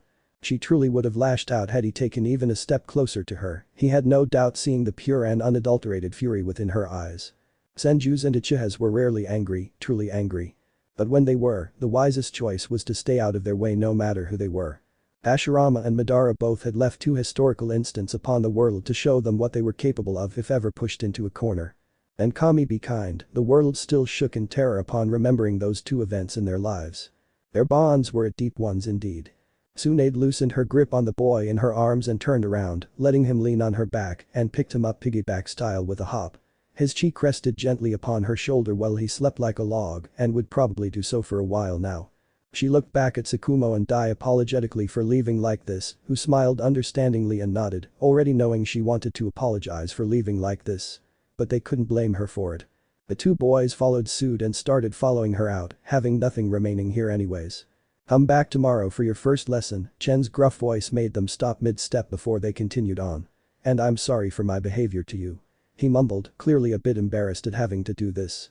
Tsukumo shook his head in amusement and pulled Dai out before the boy started hugging his new master to death or made him change his mind by letting him live after that. Tsunade walked out the forest, making her way through the busy streets of the residential parts of the civilian side, all the while earning strange glances from everyone around her. She couldn't care less for them right now.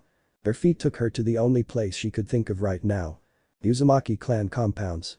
Humming. Mito's muffled voice came from behind the door before it clicked open to reveal the red-haired woman in her usual robe standing there. Her violet orbs widened upon seeing the state of her apprentice lodged on her granddaughter's back, out like a light before she saw Tsunade's eye prickle with a lone tear in the corner of her tear duct. "Bachan, heal him," she whispered softly, barely holding back the choke that threatened to take over her voice. Mito's eyes softened upon hearing her little sniff and she motioned the girl in, hurrying her into the room she had reserved for Naruto years ago. The little Senju heiress laid him down on the futon Mito laid out and sat on her knees by his side, while Mito went to gather some towels to wipe his skin clean off those scratches and little wounds. Tsunade couldn't help but let the slight giggle that escaped her lips when she looked on closely at his face. He was still smiling in his sleep, no doubt he had enjoyed that brutal assault of a spar back then. Akashi broke into a fit of sniffling giggles, he was just so damned reckless. Not once had his eyes or will wavered in that spar, even when he was being beaten into the ground in the end. He was still getting up each time, countering and trading blows, as if nothing had happened to him in the first place. And even though she had mostly caught the sight of that small Uchiha symbol on the back of his neck, she knew he must have been smiling the whole time. That idiot was too damn stubborn for his own good sometimes, not that she was any arg. As loath as she was to admit it, she wouldn't have it any other way no matter what she told him when he was awake. Her hand cupped his cheek, a soft gaze now looking upon his tired sleeping face, with just a little smile etched across her lips. She leaned down, not knowing what had come over her. Her lips hovered over his own, she could feel his gentle breaths tickling her lips, and her eyes became half-lidded. She moved in closer, nearly pressing her lips over his own. "Alright." Mito's voice cut through the silence of the room before trailing off in question, seeing Tsunade's flushed cheeks and stiffly sitting posture. "Is something wrong, Tsunade?" She couldn't help but ask, seeing the strangely acting girl, and looked on confused when the girl barreled past her side in a flash of golden. The red-haired woman blinked a couple of times before sitting down by the boy's side to start healing him. Her granddaughter could be so. Her eyes went wide in shock, seeing a small brush of pink lipstick on Naruto's cheek, just near the corner of his lips. Her eyes softened and she giggled herself, now understanding everything, and wiped his cheek clean with a wet towel. "Looks like I disturbed her," she spoke in giggles. "Oh young love," she mused happily. She wouldn't let the girl know she had come across the mark she had left on her possession. Just thinking about it like that made her laugh. How much could she tease her? Or maybe not. She would just let the girl sort it all out. She knew how big of a klutz Tsunade was in matters like these, and it could be a negative impact on her if she were to make her realize she had been caught red-handed in her attempt. But it made her heart warm that the girl was falling for a boy who would be worthy to claim her heart in the future. He would be a fine man for her little Tsunade, after all she had practically raised him for these past years. Tobirama would certainly throw a fit when the time came for the two of them to embrace their feeling completely for each other. Oh, the joys of watching from the side. Back with Tobirama and Sasuke. "Hokage dono, it's such a pleasure that you made a trip all the way here." The Raikage greeted warmly, not that it did anything to fool the two in front of him. Both Sasuke and Tobirama glanced at each other before narrowing their eyes on the large buffed-up man in front of them dangerously. "How could we have refused such a warm invitation?" Sasuke asked sternly, his voice as emotionless as the one that would have made his companion proud any other day. But today wasn't one of those days. The Raikage's smile slipped for a moment before it rushed back even wider than before, finally turning into an amused laughter that echoed throughout the silent clearing around them, as if they had just cracked the joke of the century. "Where are they?" Tobirama asked, his voice barely above a whisper. But the Raikage's booming laugh ceased in an instant upon hearing his icy cold words. Even his guard stiffened, seeing his lifeless eyes and expression that would have made a corpse shiver in his coffin. "Ah, you must mean our two guests." At Tobirama's narrowing of eyes, he trailed off before continuing on undeterred. "They are back in the forest under the watch of my finest jounins." Just with those simple words, Tobirama felt as if a mountain's worth of weight had been lifted off his shoulders. Relief washed all over his eyes before he nodded curtly, doing well to hide all hints of happiness he was feeling on the inside. Sasuke though wasn't as hyped as his Senju comrade beside him. Something just wasn't clicking right. If it weren't for the massive army of Kumo's finest that the Raikage had assembled, it was his expression that was sealing the deal in his mind. Something was off, and it was rubbing him the wrong way. But he digressed at the moment, staying silent and letting events unfold naturally for now. It was too late for retreats, not that there were going to be any in the first place no matter the outcomes. "Shall I escort you to them?" the Raikage asked, and Tobirama nodded curtly. Sasuke clenched his jaw shut quite tightly. Tobirama was clearly not in his senses right now. The thing he despised the most in the world was happening to him right now. He wasn't even sensing how many things weren't making any sense whatsoever right now. His emotions had completely clouded his mind. Sasuke eyed the two guards with a Raikage who stepped behind him while one stayed with a Raikage in front of them in a pincer three-point scouting position. His fingers twitched for a kunai, but he held himself back just for Tobirama's sake and walked with their new escorts into the middle of the forests or whatever trap they had laid out for them. The Jounin, walking by the Raikage's side, glanced at his leader for a second before smirking and looking on ahead at the path that lay in front of their eyes. The Raikage had a bloodthirsty smile plastered on his face, and he knew the reason why. Soon enough those leaf trash would know it too. For a few minutes, the only sound in the forest seemed to be the occasional chirping of birds, coupled with the soft crunching of leaves beneath their sandals with each step they took. "How much longer?" Sasuke finally asked to break the thick silence that had befallen the party of six, and A glanced at him with a lone eye for a mere second that felt like an hour to the elder Sarutobi before looking on ahead. "We are almost there." His voice was curt, quite unlike the warm voice a few moments ago, and huge bells were going off in Sasuke's head. He was barely holding himself back from cleaving that bastard's head off. It would only take a moment and all of this charade would be ended in a swift strike. But Kami, damn it, Tobirama was completely out of his zone and he had to keep his head leveled. Suddenly, they entered a clearing devoid of trees for a radius of 10 meters, with nothing but a lone pine tree in the middle of the circular clearing. "We are here," A whispered simply, and Sasuke's heart skipped a beat when his eyes narrowed in on a small patch of grass near the base of the pine tree. The grass patch had turned black. He closed his eyes and looked down for a moment. His teeth were gritting themselves, almost grinding them with each other, while his fists were shaking as he clenched them shut tight enough for his nails to dig in his flesh and draw out some blood. "Where are they?" Tobirama looked around completely oblivious to the agony that had befallen his friend, finding nothing but trees all around them. He finally fixed his eyes on the Raikage's back, who was grinning like a psychopath out of his eyesight. "Why, they are in front of you, Lord Hokage." Tobirama's eyes narrowed upon his loud response, but he looked on ahead at the pine tree. His eyes glanced sharply when the Raikage raised his hand put of sheer instinct, but followed the finger the large man was pointing to the top of the tree. His neck slowly raised, the Raikage turning around to see what he had been waiting to see all this time for a week, no scratch that, for years now. Tobirama's eyes traveled through the foliage of the tree before they reached the top, and suddenly, in a twist of reaction, his face went blank. The scene was anything but the nightmare that he had been expecting ever since news of their capture had hit him a week ago. Misa and Roku were tied to the top branch with barbed wire clenched tightly around their wrists. Their clothes were in tatters, while bruises, cuts and several signs of inhumane torture, including discoloring of skin, most probably the result of poison torturing methods, were upon clear on their bodies. Bloody streaks ran down the bark of the tree, obvious signs of blood trails, dripping for hours on end, while their lifeless bodies must have been tied there for kami knows how long. Out for the vultures to dip their beaks into, or for the predators and scavengers of the jungle to dig their fangs and claws in their cold flesh. "Tobirama, you look after my children alright?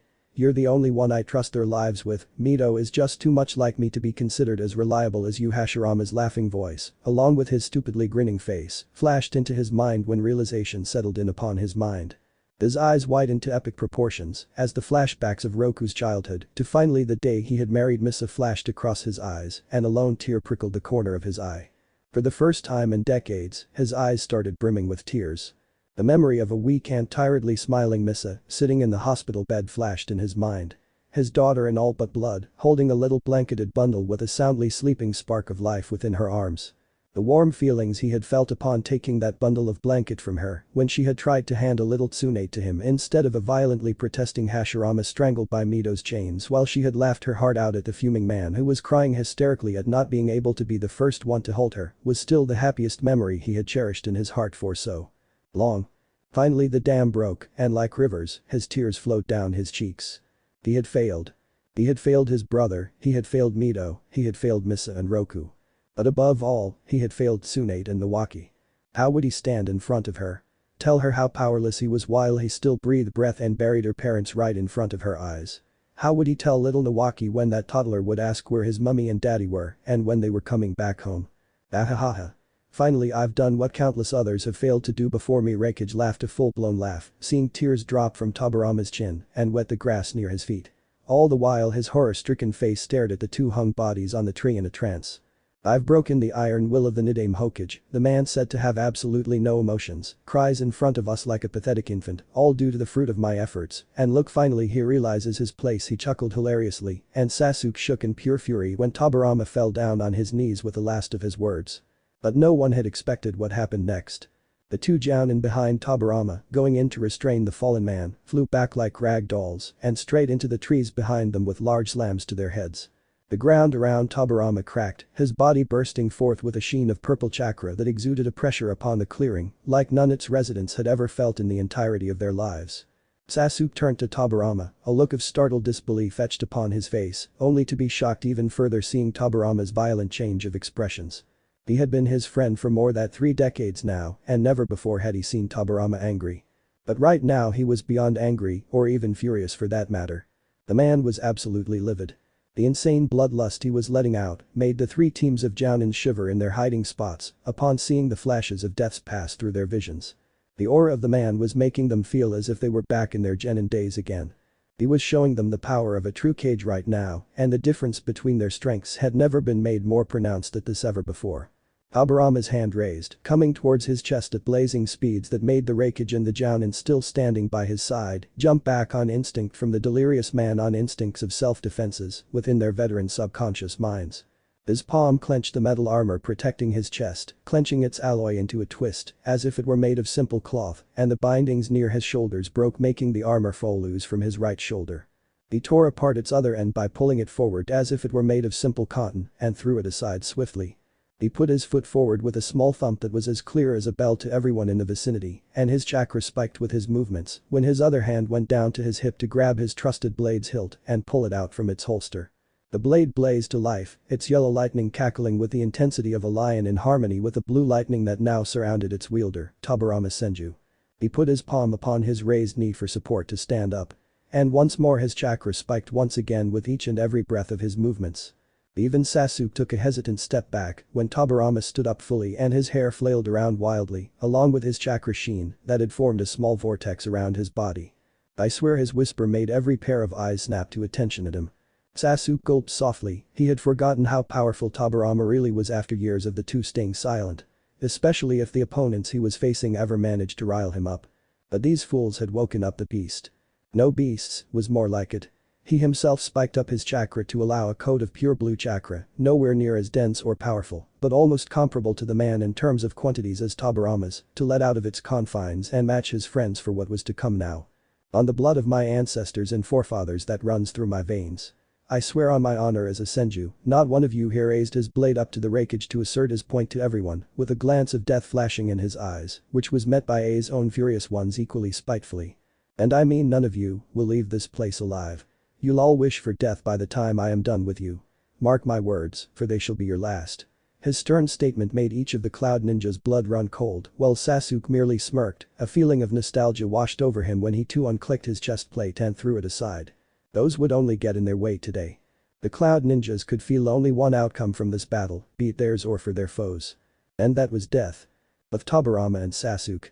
The Raikage was on guard seeing the display of power and strength the Nidaime Hokage was showing right in front of his eyes. That was what it seemed to everyone on the outside, however on inside it was a different matter altogether. He was seething. Angry, furious, livid.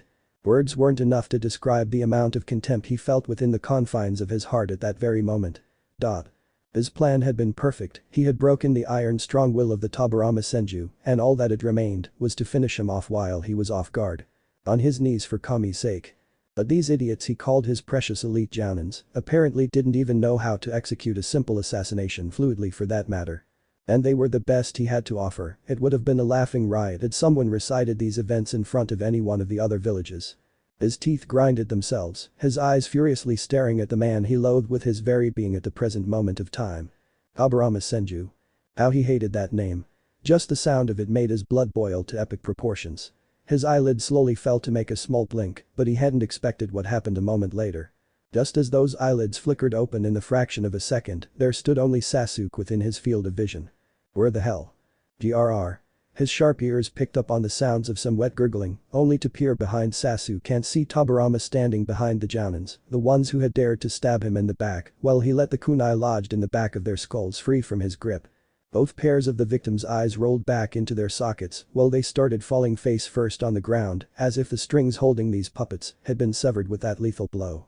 A couple of soft thumps accompanied the corpses that now lay lifeless on the grass, while crimson elixir poured down on the ground in a small pool.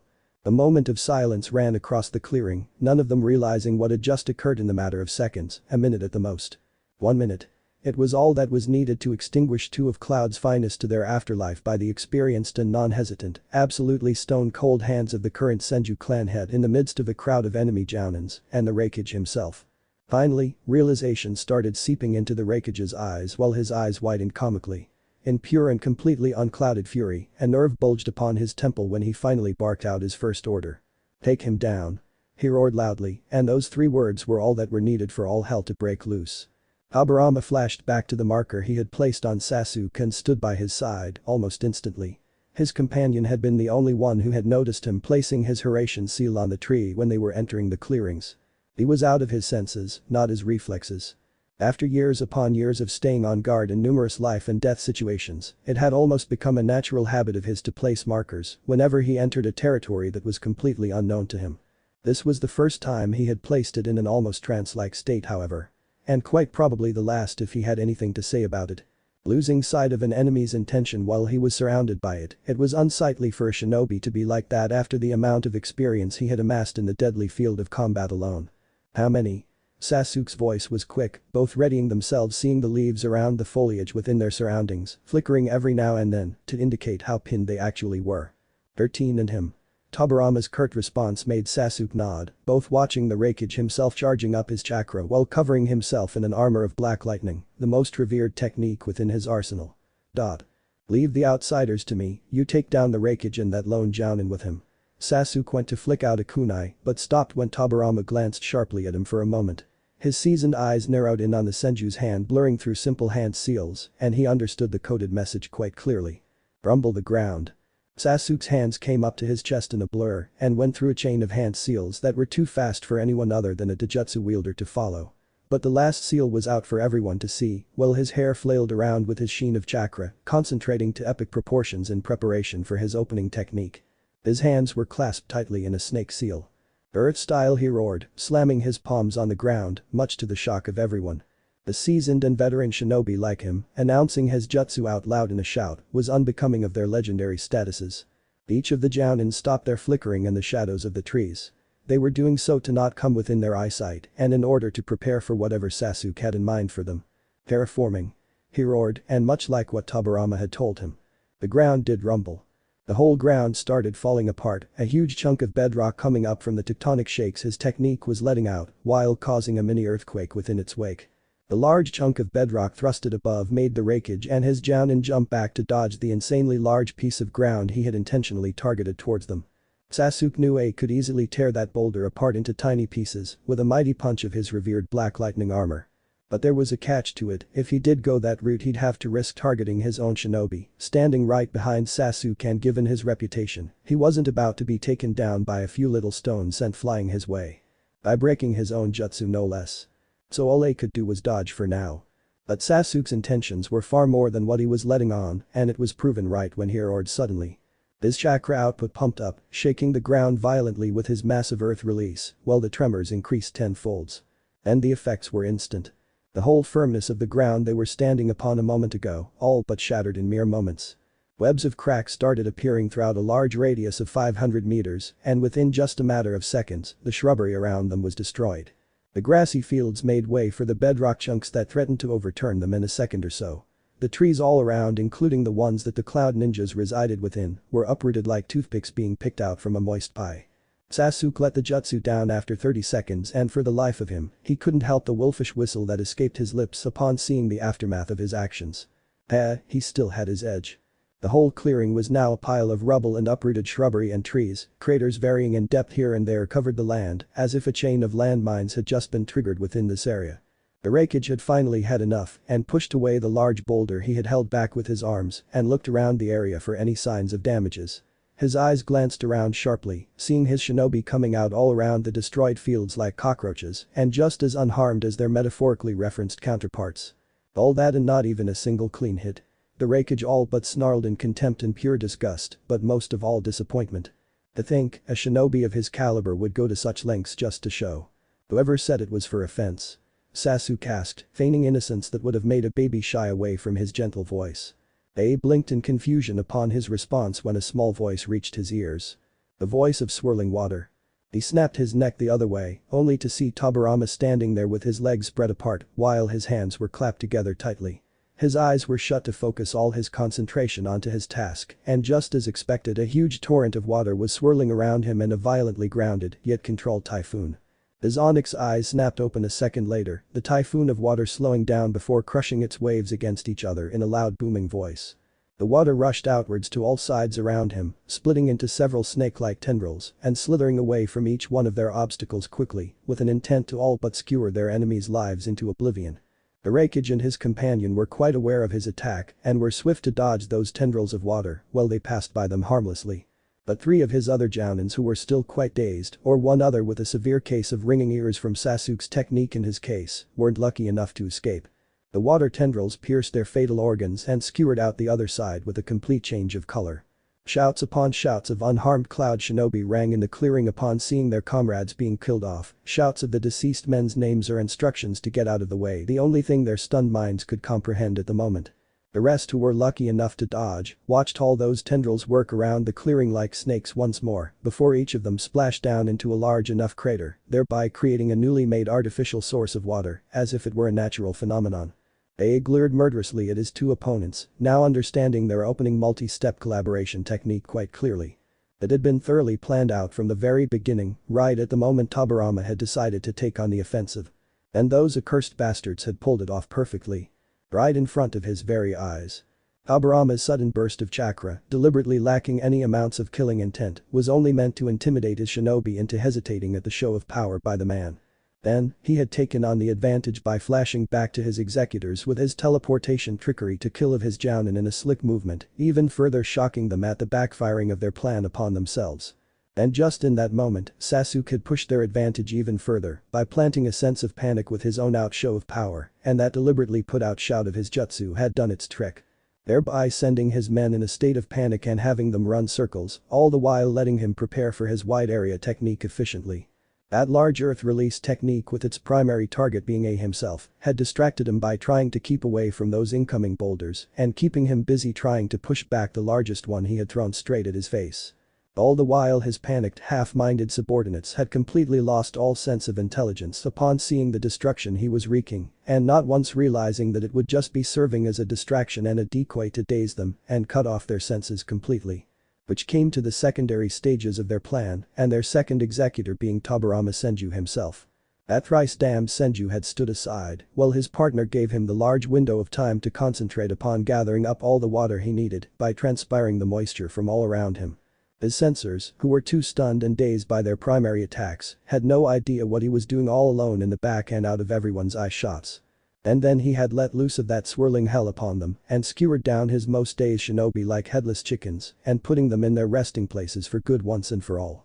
But what made him infuriated beyond belief was that it wasn't even what they had gone off to do in the first place. The water sources that were now accumulated all around them now served as primary sources of water at an easy disposal for Tobirama to use as he pleased, which was what they had let out to do in the first place. All that time, they were merely conditioning their surroundings to suit their needs so as to have all the advantages at their disposal while they fought an enemy that could quite as easily have them overpowered if they were to go head to head, that is. But now a major problem stood face to face with him. His eyes calculatingly looked around to see many of his ninjas now injured here and there, and most of them still recovering from the shock of their furious offensive, while those two in question hadn't so much as taken a slap upon their wrists. Sure, they had used huge chunks of their reserves to scale out those humongous techniques, but it had paid off twice as much for them too. The gamble had paid off. He was left with a squadron that was nearly cut down to a half from what they were, while the rest lay injured. And top it all of, now they had the surroundings to use as they pleased too. A smart shinobi is always mindful of their surroundings, Academy Awareness 101 Sasuke recited sagely, and A clenched his teeth so tight they almost threatened to pierce his brain, while the black lightning of his armor danced even more wildly around him. But Tobirama's deadly cold voice made the hair on each of the shinobi's necks bump up behind the chilly calmness it held, even in the face of such adversity, as if he were sure to come out as the victor at the end, with no problems whatsoever.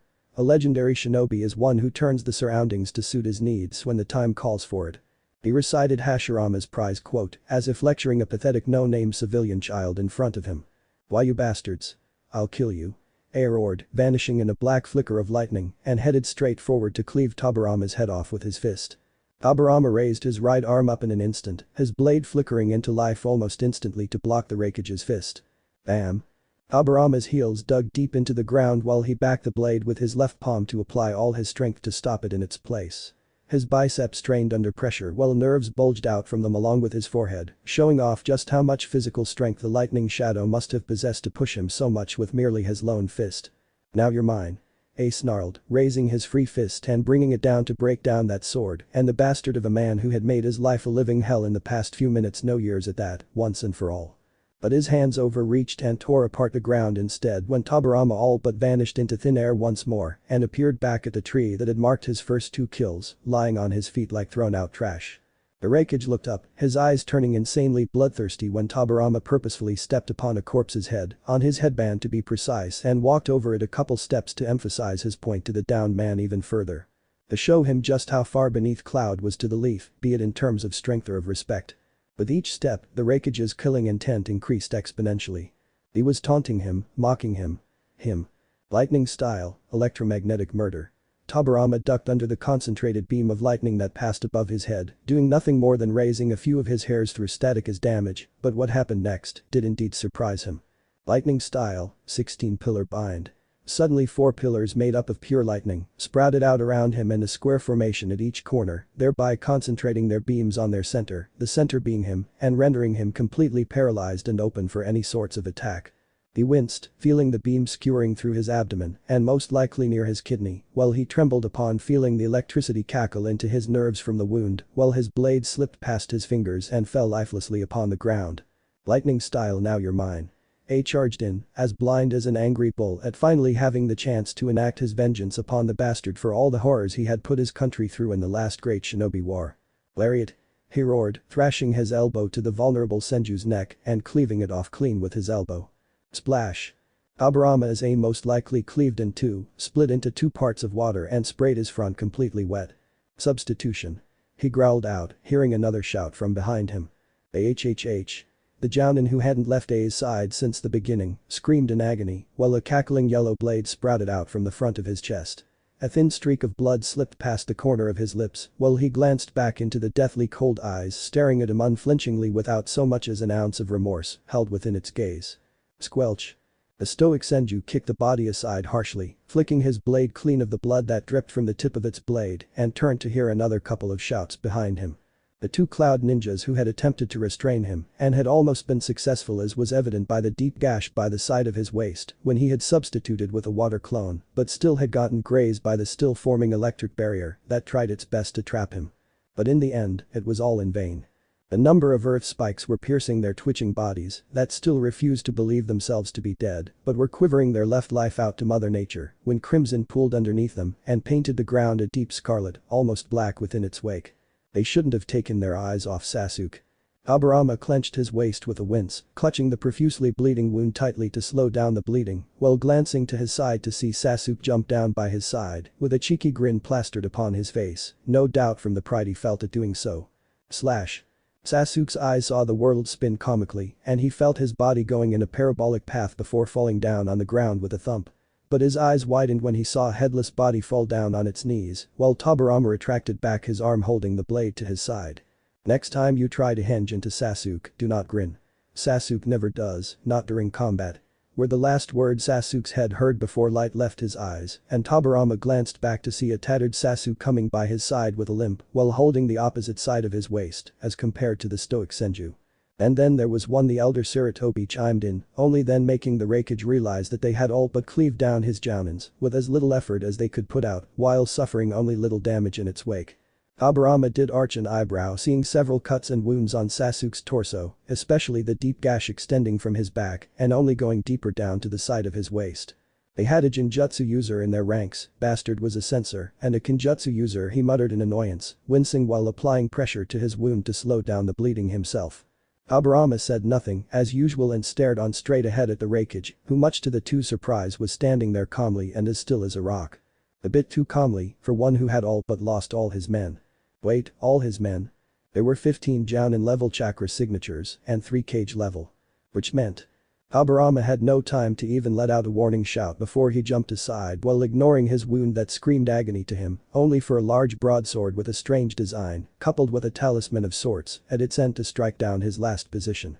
He breathed a little easily when he saw Sasuke too had dodged cleanly from his supposed attacker too. At least within his own field of vision, that is. Both Leaf Shinobi skid backwards and looked on at their attackers critically. Sasuke though was praising his luck at barely dodging that fist that had all but cleaved his head off with that strange glowing thing wrapped around his attacker's arm. Had it not been for the head that Tobirama had cleaved cleanly and threw in front of him and seeing the shadow of the attacker's reflection within his headband, that attack would have surely been lethal. But he had gotten out with merely a scratch grazing his cheek. "Binkaku, do it." Sasuke's supposed attacker shouted out loud and the one that had tried to attack Tobirama, now identified as Ginkaku, rushed Sasuke quickly at blinding speeds. Sasuke merely watched on in amusement as the man brought his oversized sword above his head to try and get a hit on Sasuke. As if he would let him be hit with that slow of an attack. What the he clenched his neck when suddenly a blue translucent cloud forced its way out of his throat and lips, hovering in front of him like a kindred spirit of sorts. Ginkaku brought his sword down while Sasuke jumped back but only saw Ginkaku slashing down that strange blue cloud from his lips while it was absorbed straight into his blade. Shichisakan curse. Ginkaku laughed at catching him off guard and much to Sasuke's confusion, he felt almost nothing at all wrong with his body. He saw both identical looking men, apart from their golden and silver contrasting hair, that is, laugh humorously as if he were already dead, and he narrowed his eyes on these new latecomers in their battle. "What hell did you do, Sasuke's voice became muffled when a hand roughly clasped his mouth shut. He pressed down the tip of his kunai to the point where his abductor's liver would be to make a fatal blow, only to hear an all too familiar voice whisper something within his ear that made him stop his silent attack. "Don't speak," Tobirama whispered in his ear, now understanding the gravity of the situation they were in with these two new fighters joining their enemy. Sasuke nodded curtly, and Tobirama let his mouth free while stepping by his side. "You are cursed, Sasuke, they put it on you just now." His silent questioning glance was answered by Tobirama almost instantly, while he eyed the two laughing men warily. "Do exactly as I say and you'll be fine," he whispered, and Sasuke nodded silently. Tobirama meanwhile was racking his mind violently. He had knowledge of their weapons, the tools belonging to the Sage of the Six Paths himself were revered enough to attract his attention and probe him to garner as much knowledge as he could about them. But he had only scoured out so much before hitting a reef of mystery. Myths and ancient texts said that those tools could only be used to their fullest potential by someone of its master's pure bloodline only, which meant these two idiots were in some way related to the father of all chakra. He had heard rumors of Kumo possessing the amber exorcism bottle that they had used to capture the once rampant Hachibi after failing pathetically to capture the Kyuubi once before. This solidified those rumors completely. They possessed not one but 5 of the 6 tools from the sage. But 4 of them now in action, right in front of him. Not much was known of their abilities, but as far as he could tell from the strange thing he had cleaved off from Sasuke's lips before absorbing it into his blade, he could make some vague assumptions. Each tool used some sort of a sealing technique, and from this it was most logically a cursed sealing technique. So it probably had something to do with his voice, or words. But that was only an assumption, based on no evidences or proofs whatsoever. Still, Sasuke had spoken a few words before, and nothing at all was wrong with him, so. "Sasuke, say my surname. And only my surname. Nothing less, nothing more." Tobirama ordered him curtly, and Sasuke nodded, feeling Tobirama's nervousness in an instant, and knew it was only logical to do as he said for now. The man was a walking scroll of forbidden techniques, and if anyone could discern that curse quickly enough in the heat of battle at the present moment, it was Tobirama Senju. Senju. Sasuke breathed a sigh of relief when nothing happened to him once more, and Tobirama nodded curtly, filing away this new development quite intently. The slight stiffening and seriousness of his opponent seeing his actions was enough to warrant his fears that he was walking on the correct path. This strange curse had something to do with either his voice or his words. That much was certain. "What did you do to him?" he asked out loud. He had to gather as much information and buy as much time as he could to understand the curse placed on Sasuke. Both Ginkaku and Kinkaku laughed maniacally, crying tears of joy. Now that would be telling. Ginkaku held his sides in laughter at seeing the ever-stoic Tobirama look so guarded and stiff. He had no idea what he had gotten himself into. "Yeah, after all silence is golden." Kinkaku pointed to his brother, and Ginkaku's laughs increased at his brother's pointed joke even further. "Yeah, after all words can be so eloquent." Ginkaku felt like his insides would explode. Oh, how he would love to see their shocked faces when they realized how they had been done for without even a simple fight. "You damn idiots, stay serious for once. I want this bastard dead. Do not let that damn Senju out of here alive." A roared angrily and jumped down by the brother's side to make their laughter cease. "Yeah boss, don't worry, these two are dead men already." Ginkaku waved his hand dismissively, and A had almost half a mind to attack his own companions right now. But they were right, with the tools and the strength of his secret weapons, there was no way that those two could leave here alive any further.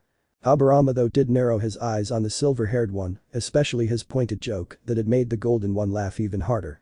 The two had no sense of duty whatsoever and only seemed to be here for fun. "Silence is golden, silence is golden, silence is." A bulb went off in his head at their implication of words. Now he understood what had piqued his interest in that joke. It wasn't the words, but the implied sarcasm in their tone, which meant it had something to do with the curse, since the silver-haired idiot had glanced at Sasuke for a split second when he had put out his joke, while Ginkaku had laughed harder. They were implying Sasuke to stay silent to stay alive, which meant his secondary assumptions were correct as well. It had something to do with silence. Words can be so eloquent. What did he mean by that? Tobirama racked his brain for an answer, quite glad that the Raikage was quite interested suddenly to let them have their time to make the first move and further solidifying his previous assumptions. Eloquent, that idiot was being cryptic. Which meant choose your words wisely while staying silent. Tobirama was running down a number of assumptions to see which held the most true in this case and then hope that he was right lest Sasuke was done for. Wait, that's it. He blinked and then blinked again upon deciphering those two cryptic jokes in an instant. Silence is the key, but words must be chosen carefully. He stated flatly and smirked when the brothers' eyes went wide at his words. They had given everything away without ever meaning to so in the first place. But such was the keen mind of Tobirama Senju, never one to be trifled with.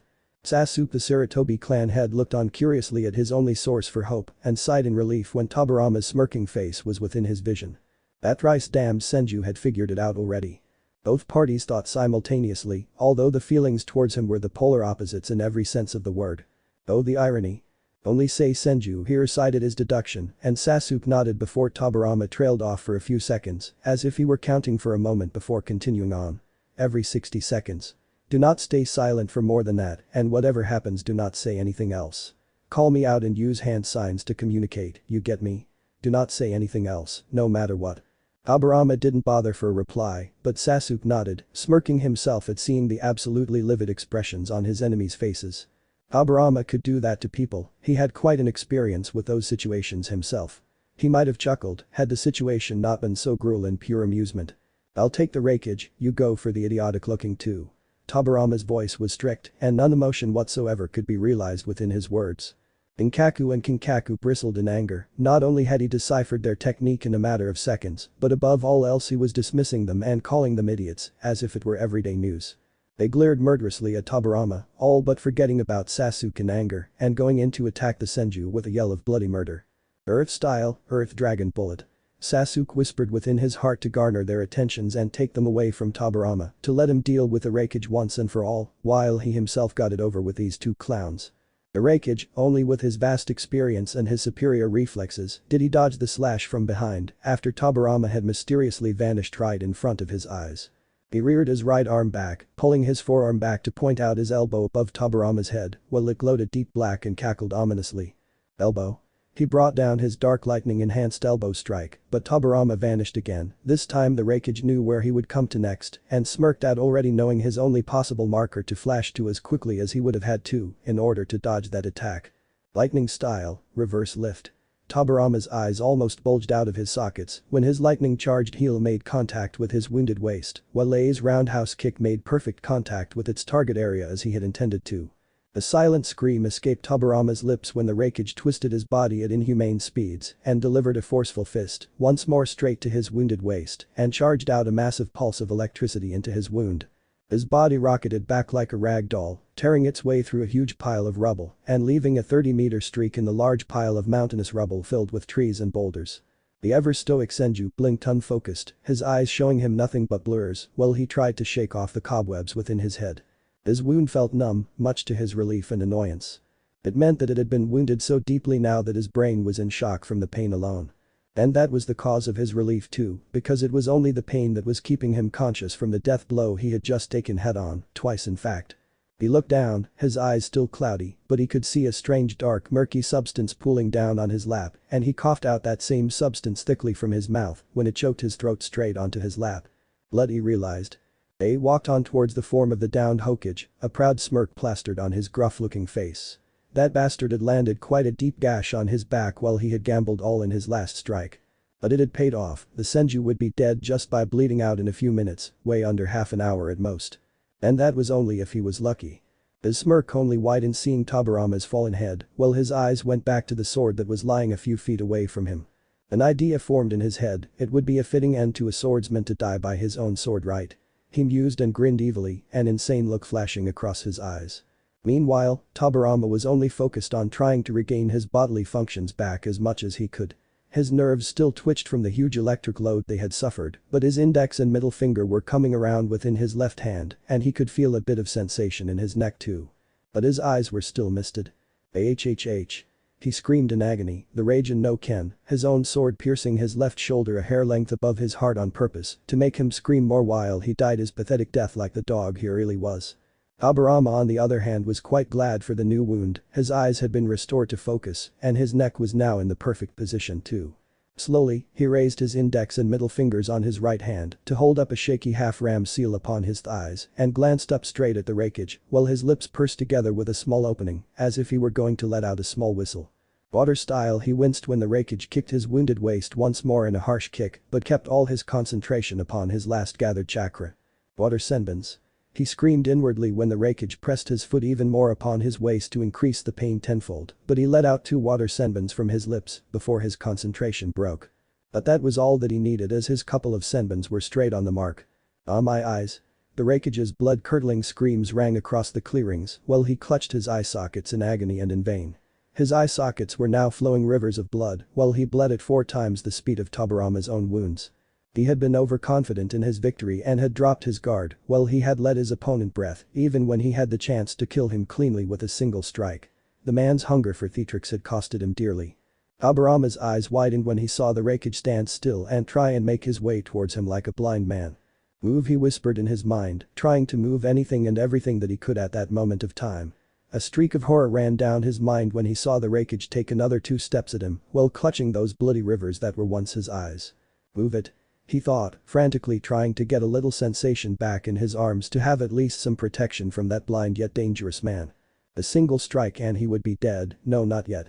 "Move, move, move, move, damn it." His mind roared, but his body betrayed him today. For the first time he knew he was going to die. But he had far too much to live for. He had to repent for his failure at Mito's feet. Take all the rage and curses from his little Tsuna. He had to take responsibility for the reason of being the cause of Nawaki's parents' death. And Naruto. That idiotic no-good blonde ball of annoyance who never failed to mention his age whenever he got the chance, still had to become Hokage. And he wouldn't deem anyone worthy enough to test him other than himself and let him have the hat, only to have Tsunade turn half the village over while he let her do as she pleased. He had far too much to live for. A lone tear escaped his swollen eye when the Hokage towered over him and for the first time in his life, he felt scared. Honestly scared. He was frightened, he wanted to live. He couldn't let his family down once more, his children, they were still to be coddled with by him as much as he could while he watched them grow up. He raised his hand up with a vertical open palm that cackled with his legendary black lightning to rear down a final killing chop to the senju he wished to kill in his final moments with all his might. Tobirama, in his own final moment, had nothing else to do but to accept his fate and closed his eyes. The soft breeze whizzed past his head while his hair flailed with its brush, his face plate falling down on his lap with the leaf insignia facing him in all its shining glory. His own reflection stared back at him, he couldn't help but smile. He really had gotten old. "Not yet," Tobirama Hashirama's voice whispered in his ear, and his eyes snapped open to see an ethereal image of him rearing down upon the Hokage from the back, the sun not letting him see even his final moment's hallucination. "Not yet, you damned senju, we have far too much to live for." Tobirama's eyes widened upon realizing whose voice it really was. "Sasuke." Those words strung a chord in his heart and a spark of hope lit up within his heart at hearing the conviction behind those words, while Sasuke came down from his mighty jump like a soul-hungry Shinigami scouring down for his long-awaited soul. Both his hands clenched the kunais in his palms tightly, he couldn't miss this. Just as Ace started rearing down the chop, Sasuke dug his 2 kunais in the back of skull and fell down on the man's back, roughly to push him down off balance with the help of his bent knees. Ace fell forward lifelessly, Sasuke following him a moment later in a thump right in between Tobirama's knees. The elder Sarutobi looked up and breathed in relief, only to see Tobirama looking at the dead Ace blankly. But his heart shook to the core when he saw the 2 silent streams of tears rolling down the man's cheeks, while Tobirama let out a content sigh with a smile. Sasuke stumbled on his knees, crawling pathetically to him and tore apart his shirt, the largest part he could find in one piece, and stuffed it tightly in the man's gaping large wound. "Boy, Tobirama." Sasuke tapped his cheek, only to see his eyes starting to roll back from severe blood loss, so much so that he wasn't even realizing any pain now. "Stay awake." He snarled in a whisper, roughly cupping his cheek and shaking him awake. If he closed his eyes, Sasuke knew they wouldn't open again. Ever. He smeared off his blood from the wounds he had himself covered in and brushed it on the back of his palm. Ainusuritura Hitsuji. Ninja already coughed out blood, but didn't let it mind him one bit. Gathering up all his remaining chakra to the point he himself felt his consciousness fading from chakra exhaustion, he slammed his palm on the ground and kanji smeared all over the rubble. "Summoning," was all he could whisper before he too fell sideways in a thump and a poof of smoke appeared near the kanji-covered circle by his side. The little baby ape he had summoned with the last of his chakra, who had a small bow staff on his back and a leather holster to hold some more weapons, blinked before his eyes widened upon seeing the state of the 2 barely breathing leaf shinobi in front of him. One being his own summoner. "Kiki." The little ape hooted hurriedly, fumbling through his holster before unfurling a large scroll and laid down the 2 battered leaf shinobi on it as gently as he could and all of them disappeared in a poof of smoke. Uzumaki clan compounds. "Mito-sama." The whirlpool heiress heard a shout, pursing her lips she kept the cup of her evening tea aside. No doubt she wasn't amused at being disturbed in such an uncouth manner during her relaxation times, as was evident by her thinly pursed lips that refused to give away her emotions to no one whatsoever. She arched an eyebrow when she placed her palms upon her thighs to get up, only for the uncalled guest to come running into the backyard, as if the Shinigami himself had placed a hit upon his very soul. He was a Chunin, his vest and the way he puffed as if he had run down 1,000,000 miles gave that away quite easily to her. Yes, her melodic voice asked the man, who panted and looked at her hurriedly. My lady, you must make haste. Her eyebrow arched even further up at his words. You're needed at the hospital. He got out in heavy breaths while the woman in question sighed. So much for some downtime. Oh well, they only called upon her help when the case was out of everyone's abilities, which was once in a blue moon by the way. Having been trained a lot in the medical arts in her younger days, and having been the wife of the man whose prowess in the field was still unrivaled, she had picked upon a lot of skills that most would give a couple of their limbs for in exchange for the plentiful knowledge she possessed. Alright, then just let me go and get changed. She got out and stood up, going to walk in to get out of her loose robe she usually wore in the house, in exchange for one of her formal kimonos. It was unbecoming of her status to look this way in front of anyone. Her hands picked up the cup and the plate holding her snacks to tuck them in the kitchen, while the man looked ready to chew his way out of his lips in a few more seconds out of pure anxiety and nervousness. Her soft steps echoed throughout the silent estates when the Chunin finally decided to say the dreaded words he had been avoiding all along. My lady, please hurry. Her eyes turned sharply to the man who gulped at feeling her dangerous stare eating away at his very soul each passing moment. It's Lord Hokage. He whispered dreadfully and a sharp sound resounded all around the house. Clink clink. The crockery in her grip fell down and shattered into countless pieces, while the temperature of the area dropped a couple of degrees. She gulped down a thick choke, hoping for all the heavens in the world what she had just heard had been a mistake on her part. What? She asked, her stomach having lost its appetite in but a moment while the Chunin's gaze traveled down shamefully to the ground. It's Tobirama-sama, my lady. He and Sasuke-sama. His voice trailed off when he looked up, only to see he had been speaking the last word to no one but thin air and lifeless walls. Mito was already on her way, making straight for only one place that was on her mind right now. Konoha Hospital. And that marks the end of the second part of the story. If you guys made it this far and want more contents like this, comment down below to let me know. Thanks for sticking out till the end. I would gladly appreciate every likes, comments and subscribes I could get on the series. It only takes a minute and best of all, you can show your support for absolutely no cost. See you in the next one.